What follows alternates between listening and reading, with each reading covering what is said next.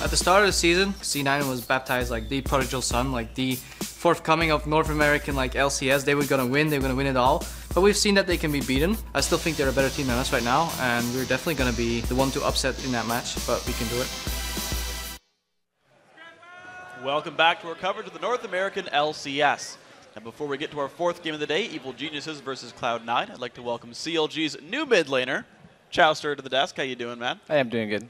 So coming in, when was the call made that you were filling in now for the mid lane? Tell me about that story.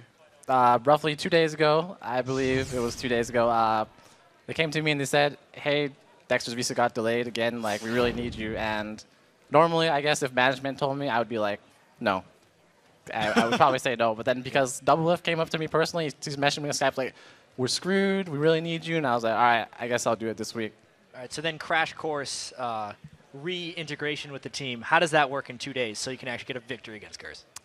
I guess we didn't really. I just felt like we just played, like, it was kind of like a throwback. You know, I've been away for 2-3 months, and it was pretty natural. I guess the team was functioning. They've already played with Hotshot for a while, so they're used to this setup.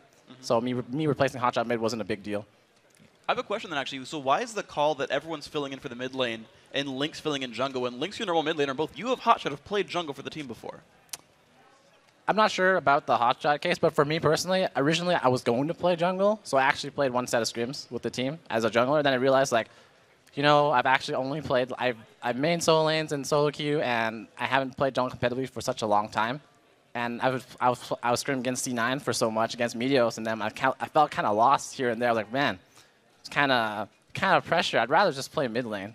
Yeah, let's actually talk about this game for a second, too, because right at the start of the game, it seemed like Curse was in complete control. They fast pushed the top lane, and were just kind of destroying you guys. Talk to me what was going through your heads as you're getting pushed in so much. Well, the first thing I thought was like, man, Curse read us like a book. They knew I was gonna, they early picked Ziggs.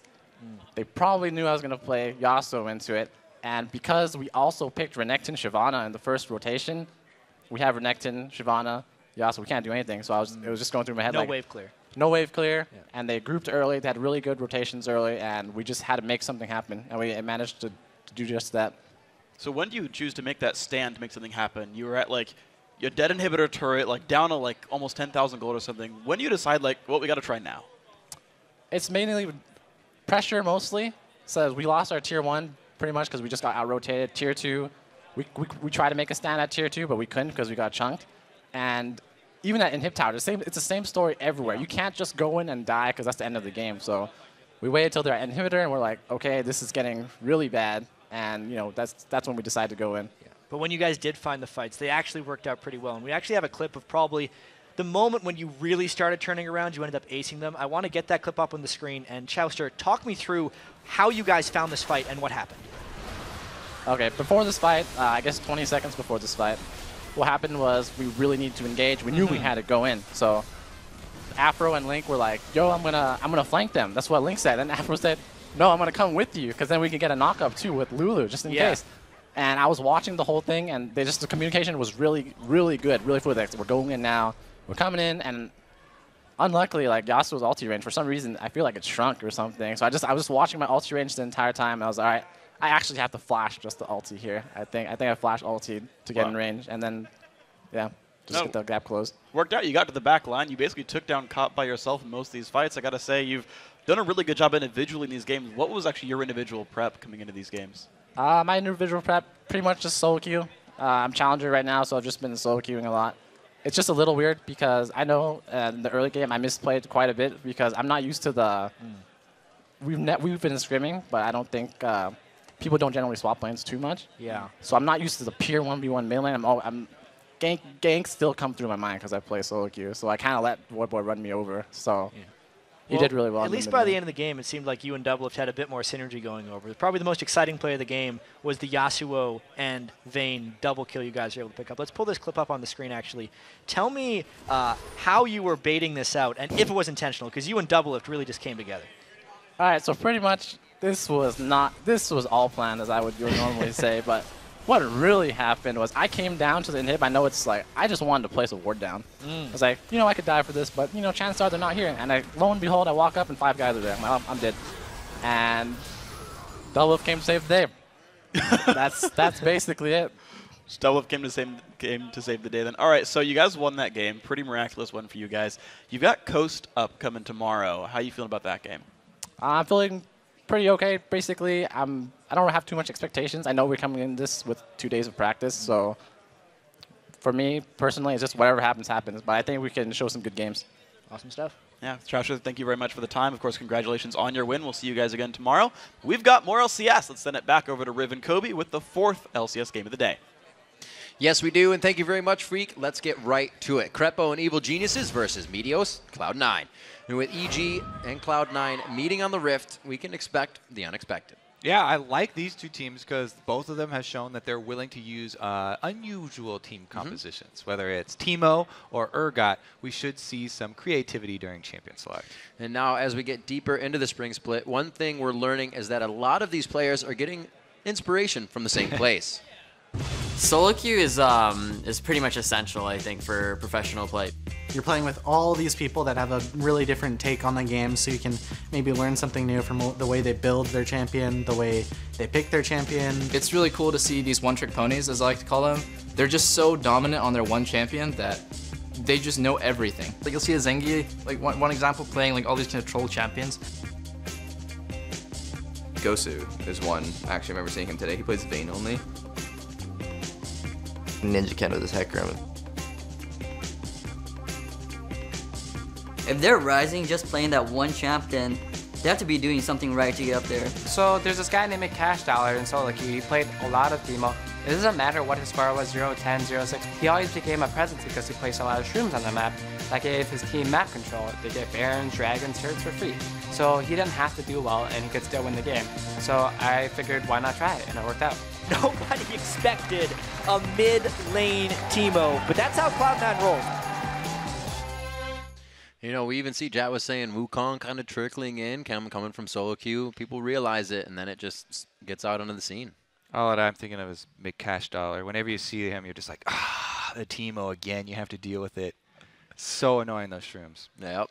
This is a big game for Cloud9. If they can pull out the win, they will end the day tied for first place and set up a huge showdown for Team Solo Mid tomorrow for a first place fight. Yeah, so Cloud9 have already picked up one win today, and it was that comeback win against Team Coast. A very aggressive early game with Team Coast putting up a lead, but Cloud9 came back thanks to what else but some huge dragon fights in the mid game. And Cloud9 really did well in those dragon fights, executing everything that they needed to. The timing was really good. Their team can composition around fights so well, even if they aren't positioned to fight around the teams. I'd say Cloud9 are very good at dealing with AoE teams, too. It seems like they're very strong against teams that run AoE team fighting teams. It's like watching Gambit fights sometimes.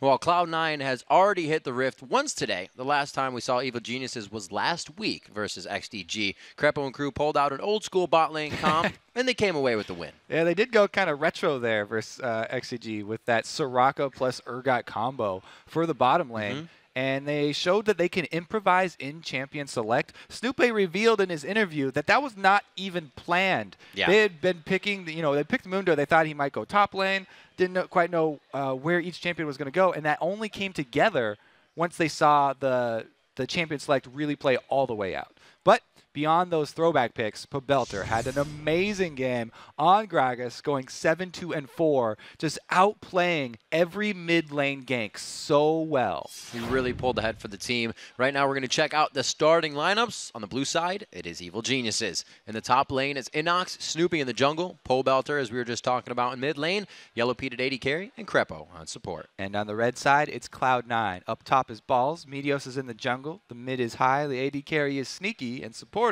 is Lemon Nation. Both teams very just kind of quiet and all in their own little zone right now. Usually you see them joking around. We could hear them before. I believe Cloud9 was joking as they play little early games before they get ready, try to flash over walls and get their hands warmed up.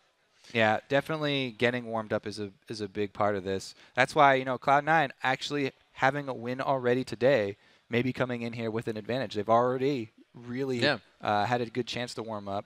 Well, they put themselves up against the wall in the first game because they thought they were playing EG. So they weren't even prepped for that one. So coming in with a handicap win there. See how now they versus deal EG with the real thing here. What's it going to put towards that? Inox there on your screen has had mixed results in his champion pool. A lot of people known Inox for being one of the players that's going to carry in the solo lanes, but he has reverted back to tankier champions when necessary. Yeah, and they've talked a lot about how on EG they like to let their solo laners play whatever they are feeling very confident on. Like, they are the ones who have been carrying them in a lot of these scrims. So if Inox wants to play heavy damage champions top lane, they're going to let him do that. Yasuo is available again, and he has done that before, so that might be a possibility this time around. He has tried Yasuo. They do have a loss on it, but EG has actually been on a bit of a stride here, finding wins here and there, so they can work on that last win. Snoopy was, as we said, on that Mundo. Really had a huge impact in the early game, helping Pobel to get going. Yeah, and he said he hasn't played Mundo since the changes. That was like, what, like 3-4 months ago or something? And he was landing these full-range cleavers that were capitalizing on the good plays that Pobelter was making. Just a couple of cleavers to make sure that he could get the kill. Really, really good job considering how long it had been since he'd played Mundo in the jungle even. It was nice to see as well for the fans, because a lot of teams were looking at EG and saying, where's the synergy? This was supposed to be another one of those teams that was going to take everybody by storm, but they're definitely coming together. Yeah, and I think pretty much every team that's got Pobelter on it has always got that element of, ooh, which one's going to show up today? They always have the ace in the hole. Is that Pobelter? Yes, it is. Yes. Either carrying the game or making the plays that don't help carry the game.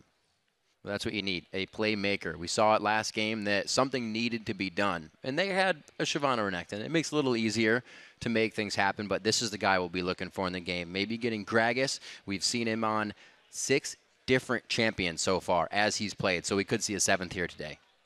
Another guy that has been playing the game for a very long time. Yeah. You know, playing the game since he was 14, maybe even 13. I say it every time. I never thought he was going to be old enough. It's like, is your birthday on a leap year? Because I thought you were going to be able to play this year, and you're still 15. But he's in, and he did find his way into the LCS. That is perseverance. He stuck with it all the way. And even Cloud9, they had a little bit of trouble getting into the LCS, but then they did and blew everybody away. Yeah, it just goes to show, don't give up on your dreams, Riv. Don't. You could just be like Cloud9. Reach for the clouds. Yeah, you fail to get into the LCS first time around. Just get in the second time and go crazy. Be the best team in North America last split. And it was kind of weird how they did it, because they just kept winning games. They were definitive, but they weren't doing anything amazing. So how do you beat that when somebody just comes at you with the constant strategy of, we're just winning? It's not like we're tower pushing. We're not taking a million dragons. They just did. I like how Cloud9 have recognized that about themselves. And that's true. They've been saying in interviews how last season they really got kind of into a rut where they did the same thing over and over. Right. And they've showed already coming out this season, trying out multiple things, as we already talked about. Teemo, the Urgot combo. Yeah. That was actually EG, but Cloud9 could very well do the same thing. And it would be in that man right there in his notebook. Lemon Nation. Could have all the plans. You could say he's a Thresh player. 4 games of Thresh, 1 game of Leona so far this season. The game of Leona that we just saw from him today. Well, that'd be a second one. So 2 now. It's amazing. Yeah. So he put that under his belt. He definitely has a little bit. It's on that booklet. We don't see it. But. He's been dying a lot because of the plays that he's been making, but it's worth it. He's dying for the greater good. When he goes in on Leona and locks down the AD carry by himself, if he's the only one who dies on his team, that's 100% worth. So Cloud9 coming into this game still, as we let's talk about a little bit about the mid lane, because that's where a lot of the bans are focused for this team. The Kha'Zix, the Kassadin, the Yasuo, and even on the other side, those are bans that Pobelter sees as well. Yeah, it's pretty hard to ban out Pobelter and High. You know, a lot of the guys, what they have in common when they're really high up on Challenger is that they play all kinds of champions and all kinds of roles. Just try them. Yeah, you have to be very versatile, because you know, when you're in solo queue, like, someone could very easily just lock in whatever you are trying to play. You have to be flexible. Yeah. You win a lot more games if you're the one that says, okay, you already locked in my role. Now I will adapt to what you have chosen. Like, don't worry, I'm playing Gragas mid. Nobody will take that in the jungle. Yeah. We'll see what they have for each other in picks and bans. Just a few more seconds for EG to start that off. And Sneaky will not get Draven. It's something he brought out last weekend. Actually wreaked havoc with it pretty damn well. I love this because Draven just builds up this excitement for when is that first kill going to come in, and when he cashes in all those adoration stacks. He really does a good job of snowballing a game. But going to be off the table, as you said, for Sneaky. And maybe he'll pull out that interesting Ezreal build that we saw from him already. Absolutely. Lemon Nation stood behind it 100% after saying that he didn't want him to play it today. Well, maybe not today. Yeah. Then changed his mind. Just jump in head first. The Annie coming out is interesting because Lemon can, if they don't ban Leona, can still grab it and it gives just about the same initiation. But the laning phase, you don't get as much death if you can avoid the Zenith Blade. Taking out Annie might mean that EG want to play Leona too, because Annie's very good against Leona since she can harass her down early. So with Crepo on your team, you're always looking, got an eye on Leona as well. So with those bottom lane bans, they might actually want to go with an aggressive bottom lane. The last ban to come out is what Pobelter did his best on in the last matchup, that Gragas play, which led them to victory along with the Urgot lane and Soraka. It looks like they may actually be going for Thresh, which would be interesting. So that's kind of a dare for Lemonation to play Leona again, because Crepo's been very outspoken. A lot of people consider Thresh to be a soft counter to Leona. He really, really likes Thresh as a strong counter to Leona because he's confident in his plays. Later. And he's confident in his hooks as well. Well, being a very prominent Leona player himself, you kind of see in the mind of your opponent in that situation. It could absolutely work out in your favor. Seeing what Cloud9 has for themselves, I was going to say, wouldn't be surprised if Balls took his choice in Meteos again. He wants to prove himself on this Lee Sin and make some strong early game plays. I've heard a lot of stories about the solo queue Lee Sin from Meteos, but we get to see another ranking or another competitive game with him again. Glad to see ridiculous amounts of early aggression with those two lock-ins. Yep. Renekton, we always talk about the Renekton lanes early. That means your top lane's going to be strong. And Lee Sin coming from the jungle, he can beat so many junglers 1v1 early. Pretty much everybody. And it does become an interesting pick because he was so heavy on Vi and Elise. With Elise being banned out, he's now chosen twice to not go with Vi.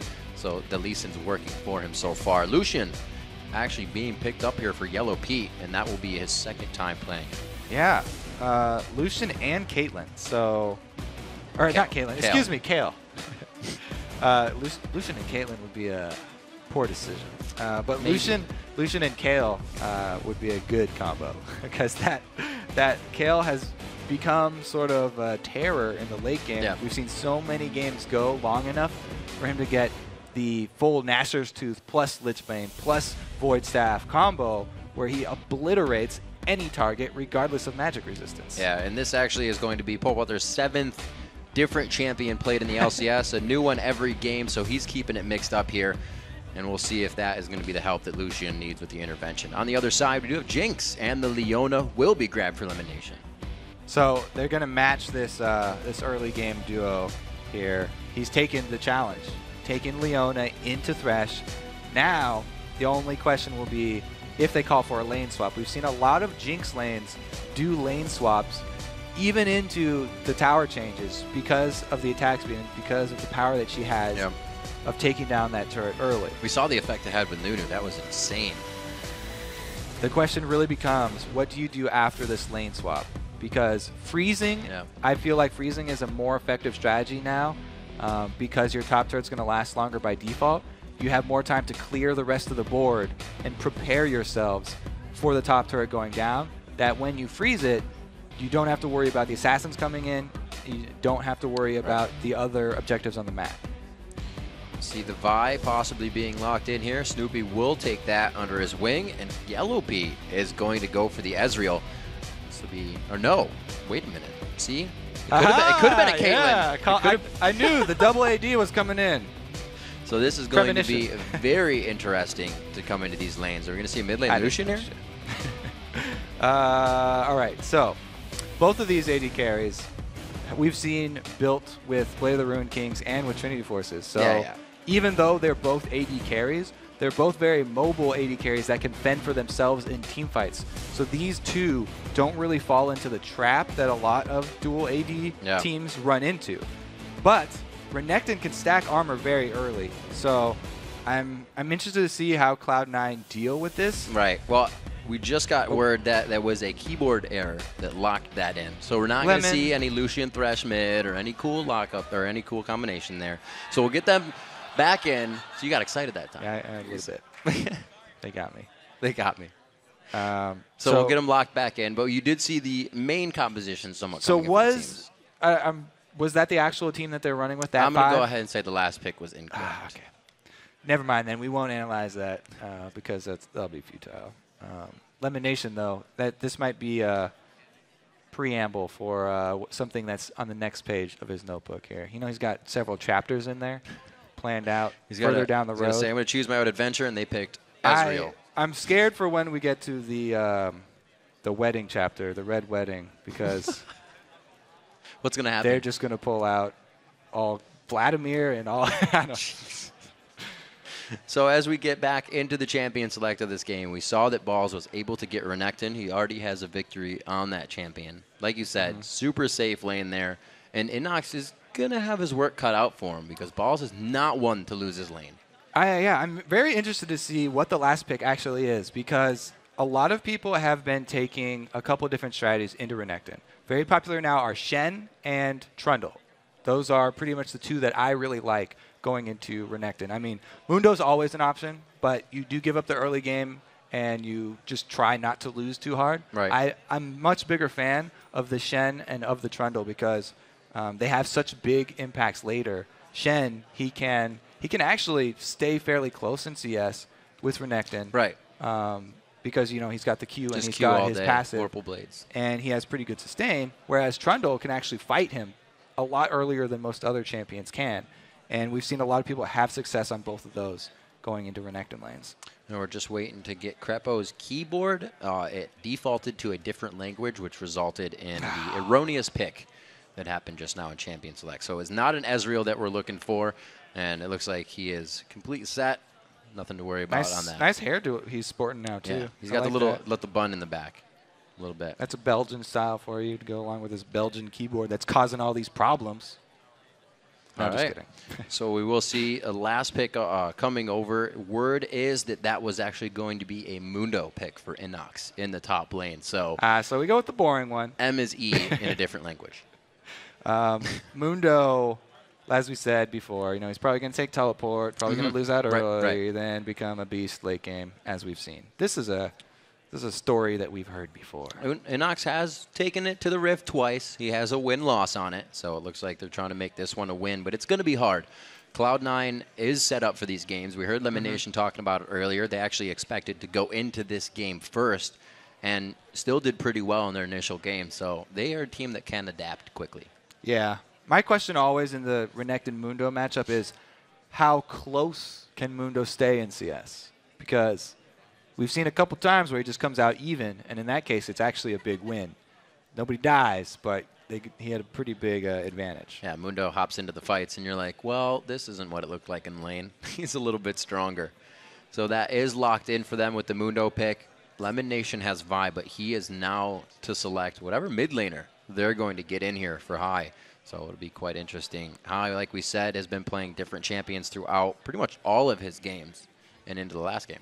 And with EG picking up the Vi combo to go with Kayle, he's going to have to be scared in that mid lane. If High gives up early kills to Kayle, we talked about how crazily she scales in the late game. You don't want that to come any earlier than it's already going to come. So he's going to play something more defensive that he can farm further back with, that he doesn't have to overextend with.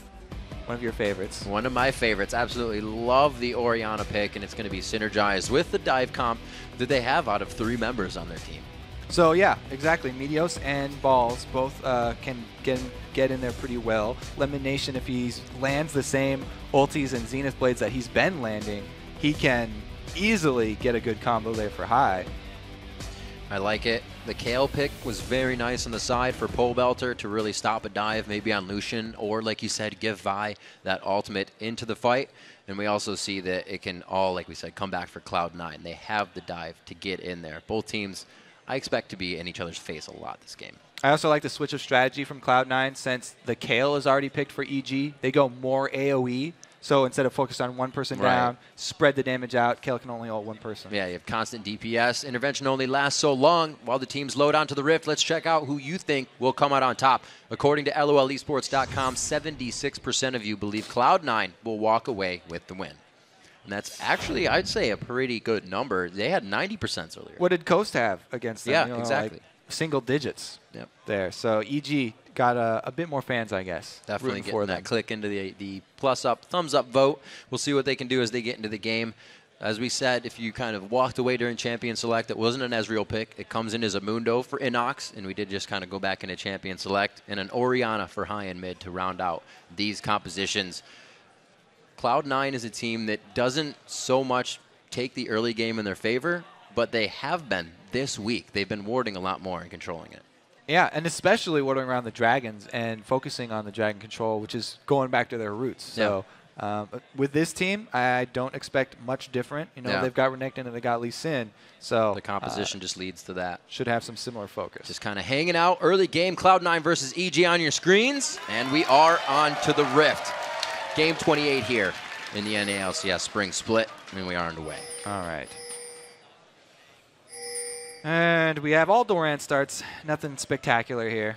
Everybody starting out the normal route. Rings in the middle for high and pole belter. Ignite to ignite. No barriers to be used in that lane. So those guys are going to be going for maybe some kills at each other. We've seen more roaming today than we have actually mid laners fighting, which is also unusual from the past weeks. Yeah, most of our early action is going to come from Meteos and Snoopy. Where are the junglers able to get themselves after they get their double buffs? Just got it. Wings are getting tired, maybe. Ooh, the BM. All right, let's see what they have for each other. Snoopy, Meteos, just positioning right above. So looking at who could go aggressive, we actually had Meteos playing fairly safe, even the last time he was up against the Kazakhs. So Lee Sin versus Vi, if they meet each other in the jungle, is usually in Lee Sin's favor. Vi has to land her Vault Breaker, or else she's going to lose that duel. And Lee Sin really has an advantage because it's a lot easier for him to move around. And it's very, very narrow margin that Vi can actually win that by. So I would definitely give the early advantage to Lee Sin if he does find Snoopy in the jungle. See what he has. Actually, Wukong earlier that he was matched up against. So we'll see what he does against that for Snoopy.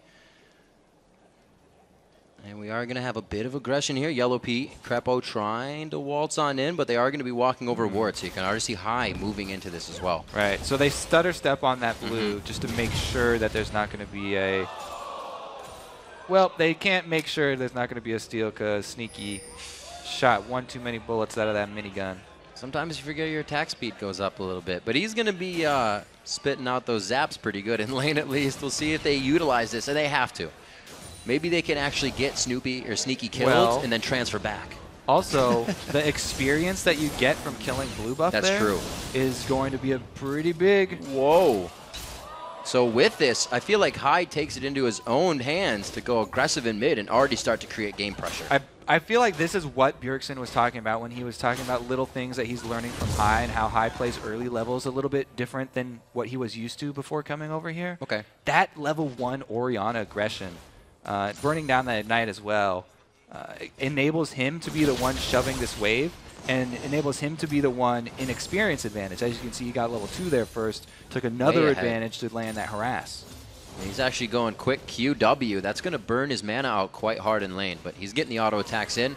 We'll see if he can keep this up. We see Snoopy just underneath Pole Belter right now at rates, and he's going to have to give pressure here. So now that, you know, since Meteos lost his blue buff there to his AD carry, he is going to be a little bit further behind, and he's just trying to farm it up and make up for it with the smaller camps. Moving in mid slowly. Meteos still feels like he can have an impact. He did this last time. He warded, and then he stole the wolves. This is the exact same path that he ran last time. So I would not expect him to run that path on another day of LCS. because if you get yourself into a pattern like that, it's the worst thing for a jungler. Snoopy has just found out that he's in the area still because he saw the wolves coming. And they're getting pings down. Ooh, actually, yeah. Meteos sitting on a ward right now. It's going to be a full damage. Level 3-3 here. Does he have a ward to get over the wall? The trinket's down, so the flash is forced. So it's a problem when you get predictable like that. If EG was watching the first game today and Snoopy calls out, hey, my wolves are gone, Meteos probably still here.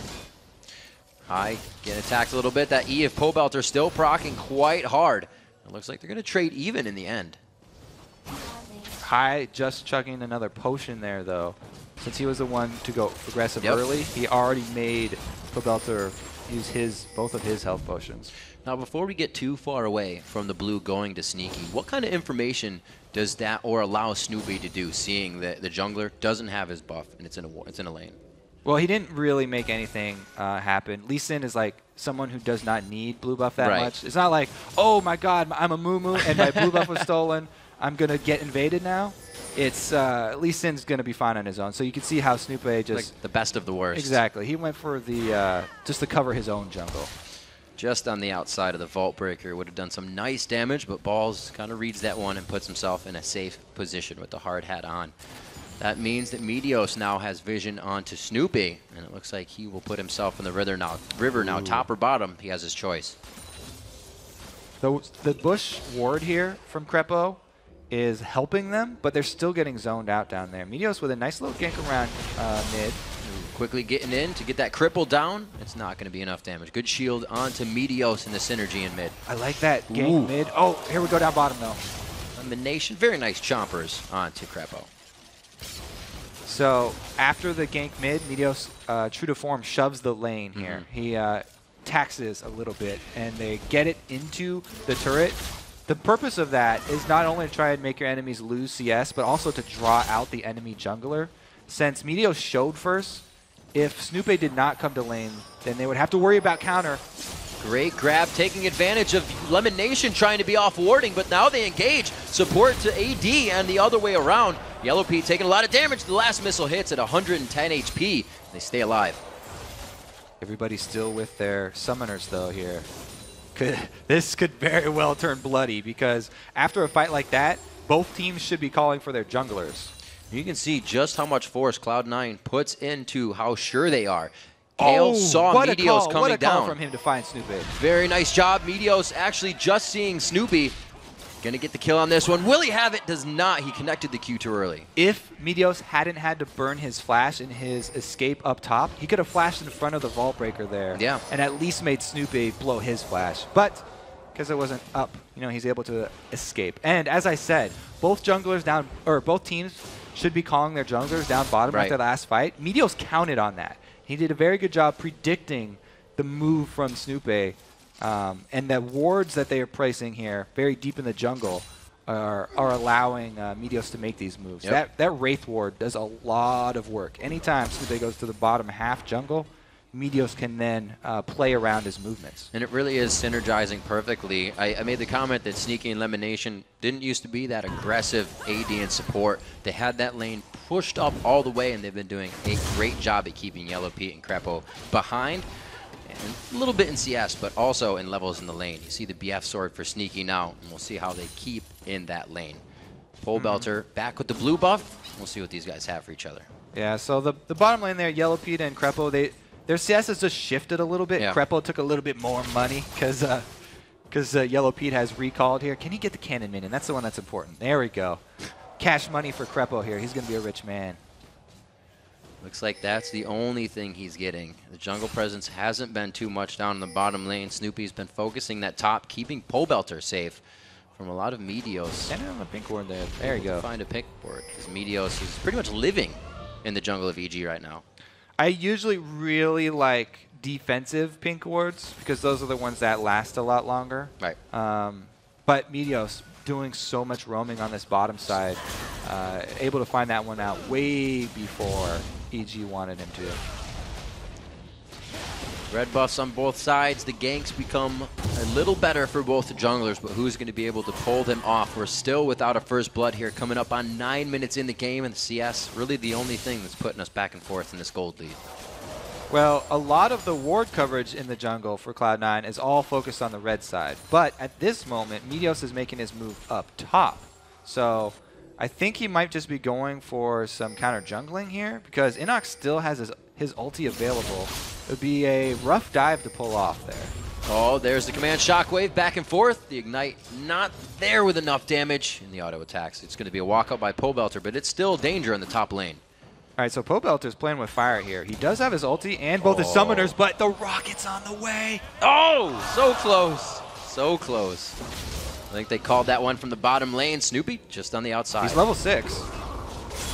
Oh, he didn't chase high into the bushes. Not looking good for Inox here. They're going to get down right on him, and it looks like they get the first blood. That goes to Meteos, but the bottom lane is having its own fight as well. Yellow Pete tries to stand toe-to-toe with Sneaky as the attack speed goes up. Lemon Nation was in a bad spot to take an initial burst of damage, and now Yellow Pete flashed in the bush, denying vision, but it's not enough. Oh, the assault battery.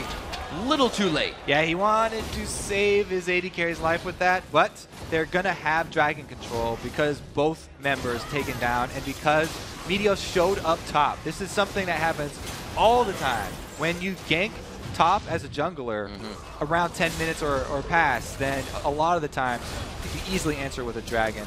There was the, oh wow, he flashed into that Q? Yeah. Was that a ridiculous... Wow, I don't even know if that was on purpose from Meteos, but that was godlike, I guess. He predicted that sideways flash? No, no way. That ward, Pobelter saving his life. He almost got dove right into the mid turret, and that would be Cloud9 working as they usually do. Take one thing, get to it next one, and take it. Teleport coming in, though. EG looked like they want to defend this one. Inox, don't think he can put too much of a fight up here. 5 people. They are really wanting this mid turret. It opens up just too much of the map, Kobe. Inox just got back. The intervention could save him. The attacks, oh! The lantern is stopped by the command shockwave. High's getting hit up in this one as well. He takes the turret shot. Everybody's in and out of the fight. Krepo is trying to get to the back line as well. Pobelter's in a sore spot to end this one. So it ends up with the mid laners training lives here, but I have to say that was a sloppy retreat from EG. Inox staying at the turret as it's about to go down when they obviously are outnumbered was an initial mistake. Then it just happened to turn towards their favor, then flip-flop back there because a lot of very aggressive plays from both teams. And Meteos has been out of base for days. He still has a Doran's so there's only. Inox. He stays way too much at this turret, but because they have Kale, then he's going to survive. This is the pull back from the shockwave, countering the lantern, and then high too deep. Pobelter flashes in to get a kill, but dies for it. That's the wild card nature of Pobelter that we always talk about. He wants to get those kills, and he doesn't care if he has to flash into 4 people to do it. And right before that replay, I have to point out that Meteos just went back for his first buy. He only had the Dorans and the Machete. He was staying in the jungle to keep his lanes going over and over. Lee Sin can sustain for a long, long time early game without having to go back and buy. So he's trying to make the most of his time. Well, they made the most of quite a bit. 3 outer turrets have been taken down. The middle one with a victorious fight just now that we saw. 3-3 in kills here. 12 minutes into the game, and they're a lot of attention up top here. Yeah, a lot of attention up top for EG. They've got 3 members going at this Renekton with no defense items. So Balls does a good job of backing off. The exact mirrored situation down bottom, though. C9 might be too late. Getting himself a little close. Oriana supposed to use the ball on that one, not melee attacks. Coming in on this. Yellow Pete looks like he's going to be able to get a lockdown. And, oh, gets out. No, the Mega Inferno hits very nicely. It looks like they get the kill off of that. Nice pass there from Meteos. Kicking him right over to Sneaky to grab another kill onto the AD carry. Jinx is able to clean that one up. A bit sloppy early, though. High losing his life before the rest of the team got there. Definitely costing them a little bit of extra gold. But they answer in the turret rush, and both of them are going towards secondary turrets. High gets hooked, and that's pretty much all she wrote there. Good job by Krepo. I was pretty much 100% Krepo on that play. And Yellow Pete did a good job following up the damage, but as we know, they're doomed here. The pass and the dunk. That rocket damage, a 3-man shockwaves as we get back to live.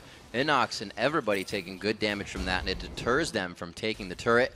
Bloodthirster being stacked up on Yellow Pete now, and it's 84-95 in that lane, so I have to consider that Sneaky just hasn't backed yet.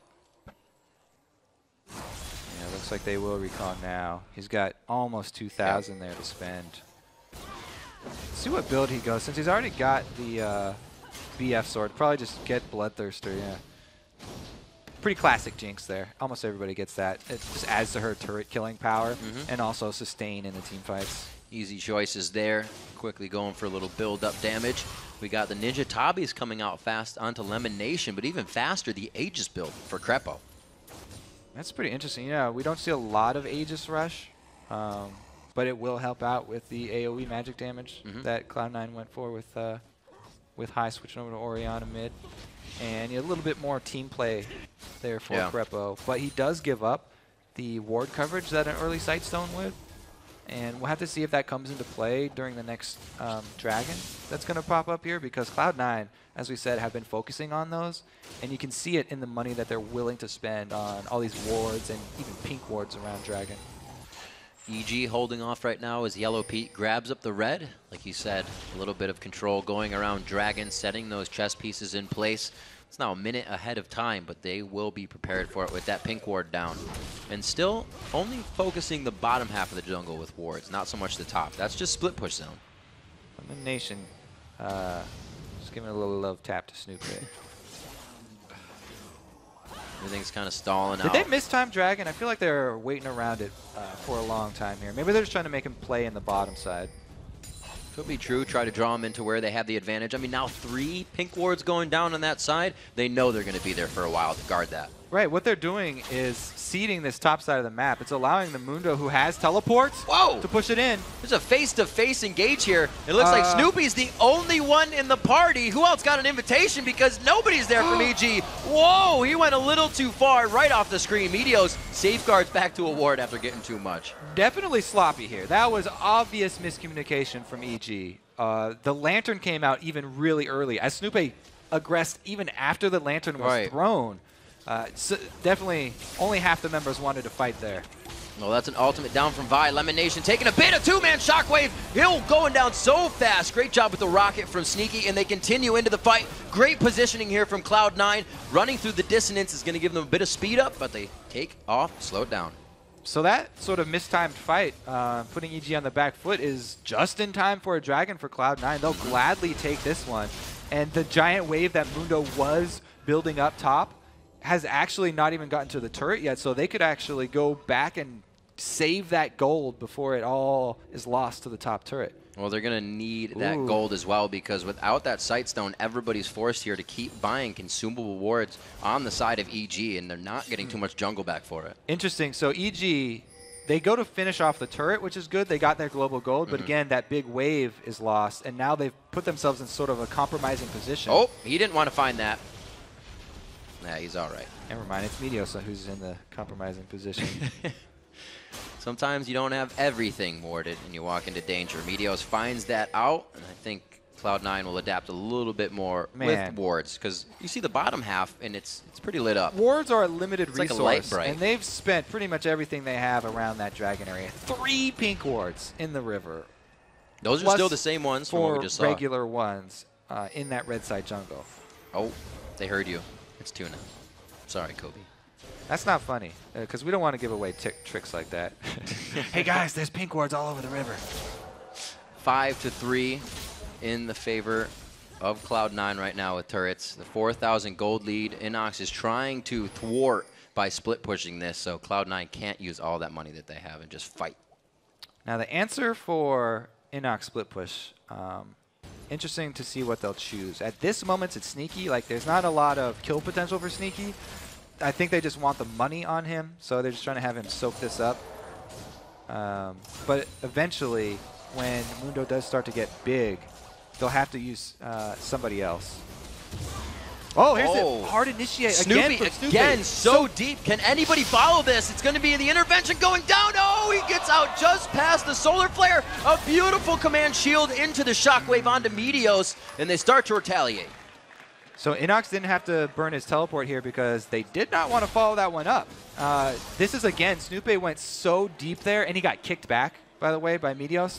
He was kicked out of Kale ultimate range. So Pobelter had to flash forward in order to get that intervention down, and then it cost him his life. So Cloud9, again, doing a good job of capitalizing on that sort of sloppy initiation from EG, and they're trying to get this Baron down. Teleport is in. It looks like Cloud9 wants to turn off of this one, and it is going to be balls right in the front. The box goes down, but Crepo doesn't look like he's going to live for long here. They're going to give it to Lemon Nation. Good guy, Lemon, with the auto attack kill. Inox and Yellow Pete looking to run, and there is not much mana to be had by Yellow Pete. Cloud9 did take a lot of damage from that Baron, though, so they have to return and heal as soon as possible because they no longer have control of the map, and EG are looking to answer objective. This is going to be much needed gold for EG. They are behind in structures, global gold, and kills right now at 20 minutes into the game. So opening up that mid turret really helps. Good rotation. As soon as you take mid turret, grabbing up the blue buff, that's a really big cooldown actually. Kale enjoys those just as much as High would. You saw High ran out of mana at that Baron pit and was one of the reasons why they really had to pull out after EG showed up.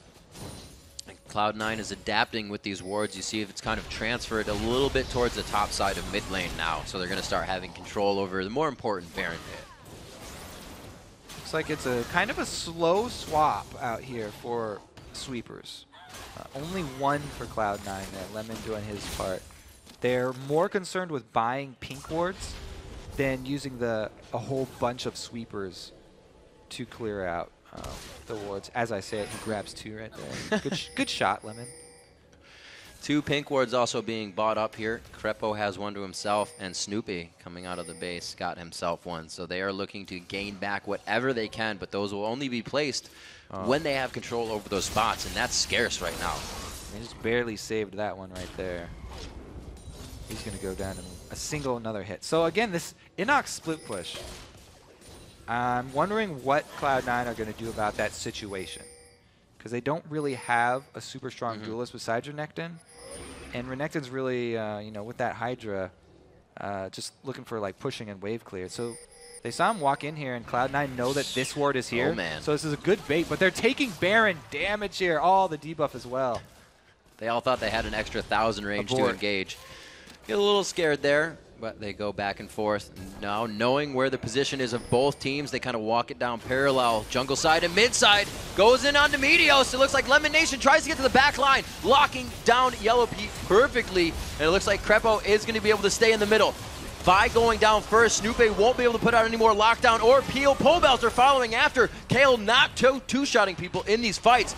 Back and forth for Meteos. A very nice dissonance could slow and continue the fight, but it does not. Belter did at least get to use his intervention on himself this time, but Cloud9 did a great job of returning their focus to him after it wore off. Sneaky was confident that he could get the reset and gain his distance away from Mundo after he kills Pobelter, so he runs right into his face there.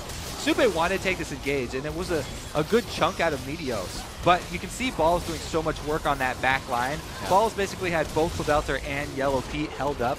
And here, Sneaky goes into the face of 3 because he had that confidence he could get excited.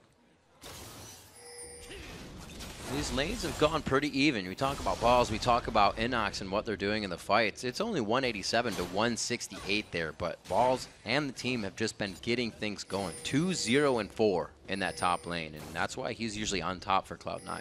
As always, you know, that's why a lot of people keep saying Balls is one of the most underrated players. Absolutely. In the North American LCS. But I think mostly this story of this game has been the miscommunications of EG. It doesn't seem like they are on the same page today. The initiations have been pretty sporadic. And you have to also give credit to Cloud9, though. You know, Meteos was doing a good job of kicking Snoopy even further away from the team than he already was. Good flashes on the assault and batteries, trying to get them deeper into the fight. It's kind of the problem you had when you played Maokai back in the day, and someone would flash and you're another 700-some distance farther than you wanted to be. That's what Snoopy is finding right now, and hopefully the team can get with him, and they can start to get these fights in their favor. They're only down 5,000 gold. That is not a huge amount for 23 minutes into the game, but the map control that Cloud9 has is very big. They're circling around Mundo. That's a hard guy to lock down here. All right, with the flash, he should be okay. Get the shield bash. 1, 2, 3. They're going to combo just about everything that Zap misses. Do they have enough crowd control? The Ignite's down. The Rocket goes flying by for good measure, but it looks like they could trade second-tier turrets. There's no minion wave here, though, so they have to take a lot of damage on that second-tier turret. Yeah. And both teams actually recalling. Now Cloud9 can make the call to push down this inhibitor turret. This is what they've been waiting for all game. A team of 4 with Leona going back. Lemonation's going to be able to stop what he can, but it's already EG coming back to defend this inhibitor. Pobelter's up with the home guards on, and they aren't going to get an engage. Stupi has his assault and battery, but since Inox went down in that 5-man engage, which I thought he was going to get out of, they can't capitalize on this, and a hard engage would definitely be against their best interest this time around. So looking at Baron now, 2 pink wards down for Cloud9. They have easily the better vision in this situation. Only 1 ward there. The EG is hatching of their own is what they have. This is all stemming from that catch on Inox too. You know, maybe if he had flashed earlier before Lemon could get in range to stun him. And wait till they see Inox in the bottom lane. Teleport is up, but they might be able to take a fight fast enough. All right. EG were able to get him off Baron, though. That's really all that they wanted in those few seconds. See what they can do. Yellow Pete doesn't even have the Triforce finish. They are missing a lot of damage in what should be an explosive team fight with a Lichbane and a Trinity Force unfinished. Ooh, yeah. A lot of extra on hit that would be. And that's a power boost that EG really need, but the sources of income are not really there for them. Right. The next Dragon probably going to go to Cloud9, so I think they need more ward coverage so they can try and pick somebody off here. Yeah. And if they just play to this Mundo split push, well, we already saw it go sour because he got cut off and killed by 5 people. And again, ward coverage right there would help the situation. And as they get more wards placed on the map, that just means a jungle gym for Meteos, who actually have to call back to because his 2nd game in a row on Lee Sin, and he's playing it amazingly.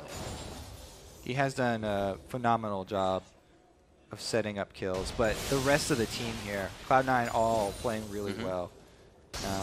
We also have to shout out, you know, how high has gotten the death cap for the Orianna, so it's going to have that extra impact. They do have the large source of magic damage that they need in the area of effect that's really going to decimate this EG team. They can't just rely on intervention blocking something. Sneaky sitting on 1,900 gold high. I like that going with the damage instead of the safety of the Zanyas. They're looking to just take out EG before Pobelter can get the intervention onto anybody. We'll see what they decide to build next. Looks like everybody's in a stalemate in their current builds except for that 2k gold we just said on Sneaky, and he's doing a farm in top lane right now. So what Cloud9 are doing is trying to keep EG just walking around this side of the map here. They want to keep them out in the open because this Cloud9 team really thrives on those team fights where they can make use of all this area of effect damage. And if they just keep on threatening Baron over and over, eventually they can catch EG in a poor position. Whereas they don't really want to try and play the EG game here and go for that split push answer. And this becomes even more of a dangerous fight for EG because if they lose this, they lose that inhibitor. Now here's an interesting call. Give up that outer turret and go for Baron, or recall and try and defend. Since they're already taking so much damage on that turret, they have the confidence to burn down this Baron fast enough that they can recall by the time EG get to the inhibitor turret. Wow, they're just stopping the mid lane, actually. Very indecisive move here. EG need to make a move. Oh, they want to come back for Baron, Kobe. Got to teleport now. The smite's going to be in there for both junglers. They're not going to go for Baron, but they do turn around. Lemonation in the front trying to take most of the culling damage. Snoopy is very low, but he gets intervention. Pobelter kick back, but he flashes into the kill onto high. Crepo's in the back line doing a great job of zoning, but Cloud9 looks to be on the hunt here for more kills. Sadum is on for Inox, trying to get his HP back. They might be able to re-engage, but Pobelter is very low. Whoa, saving grace for EG right there. Pobelter was able to get out with his life in that one. Again, having to use his intervention on Snoopy and being stuck in the middle there, just flashing out to the kill over by Crepo's box really saved him. Great communication in that fight, going 1 for 1. We'll see what happens when they come back. High really wasn't able to get a superb ultimate off that time, and it was the first time we saw EG kind of evening out a fight, at least, if they weren't able to get ahead there. I have to say, EG are actually probably happy about that one because they were really worried about the Baron, and just trading 1 for 1 turns out really well for them. Even though that was so scary. No, yeah, they're adapting to Cloud9 being on Baron has actually been quite good. 39,000, actually 40,000. That takes up another 100 gold, so a 6,000 gold lead in Leona's favor of Cloud9. far away here. Yeah, very elimination, not even close for this. Leona's ultimate just did come off cooldown, though. If they can actually catch out Pobelter in a stun, that would be a huge start to a fight for Cloud9. They got to be thinking, where's Lemon Nation? And he comes in from the side again. Snoopy gets the intervention. It was very early, though, so that's going to be completely down. Pobelter is the focus. Snoopy trying to get out of the fight. He goes down next by the hands of Sneaky. The calling from over the side. It's going to do good damage. The rocket just missing on the side of Inox, and it looks like Cloud9 comes out of this one on top, but very hurt. Immediate target switch as soon as Pobelter ults Snoopy once again with the intervention. Balls goes to splash in and stun Kale. Oh, that's the time they were hoping for a big amount of AoE. Inox back to the top lane to clean this up and try and get pressure on the turret. You have a back from both High and Lemon Nation, so that'll be a clean save for him. And EG's just trying to put things in place right now for everything being behind. Cloud9 this time playing the exact same strategy that they did around Baron Pit, but this was around Dragon, so it does less damage. There was a lot less pressure on them, and they were able to get the positioning right this time that the target switch over to Kale after she uses her ultimate was very easy to pull off. Good ulti there from High as well. High himself looks to be going Glass Cannon. He's going to put in that Void Staff just after this Rabadon, so no Zanyas for him. They want to get bloodthirsty real fast. Another BF sword as well for Sneaky as he goes for more damage. EG finally take out the treasure trove of pink wards. The return on investment is real. 30 minutes into this one, they're trying to do what they can to get this game back into their favor, but Cloud9 not making it an easy task. Now, the exposed inhibitor is going to go down way quicker here than the mid lane turret. So EG immediately making the call to back up and defend their base. Definitely the right call here, especially since they're fighting a Jinx. Now, the only question is, will EG actually pull out the hard engage again? Right. Any extra gold they just had was actually put into home guards for the rest of the team. I think 3 more were bought. And they need to. This is getting pretty scary in Cloud9. Once they get this far ahead, don't let up at all. Ooh, Leona ulti actually missed and Zenith Blade missed. That's huge. There's the hook from Krapow. It could be the other way around on this. They use a lot just for Leona. That leaves balls to get the Pobelter, but he pulls off. The communication is to turn around back to the other end of the fight. Inox falls. They're going to get balls in the end there. It's a shutdown onto him going to Pobelter, and it is a double kill coming in big for Sneaky, trying to hit the last zap as Pobelter puts on his shoes, sidesteps that one, and it looks like they are going to be able to get the inhibitor. Ooh, Krepo finds another with the hook. Big burst there. That is the Triforce completed from Yellow Pete, but the front end damage burst is not enough for the kill. Pobelter very low, can't get the heal steroid for speed, and the inhibitor falls. Krepo watches it happen. Another miscommunication here from EG, I think. No damage ready to follow up that hook. A very good game from Cloud9. EG holding strong in the beginning. Another kill to go on the scoreboard for them. It's going to be a 32-minute game for Cloud9, and they pick up the win versus EG.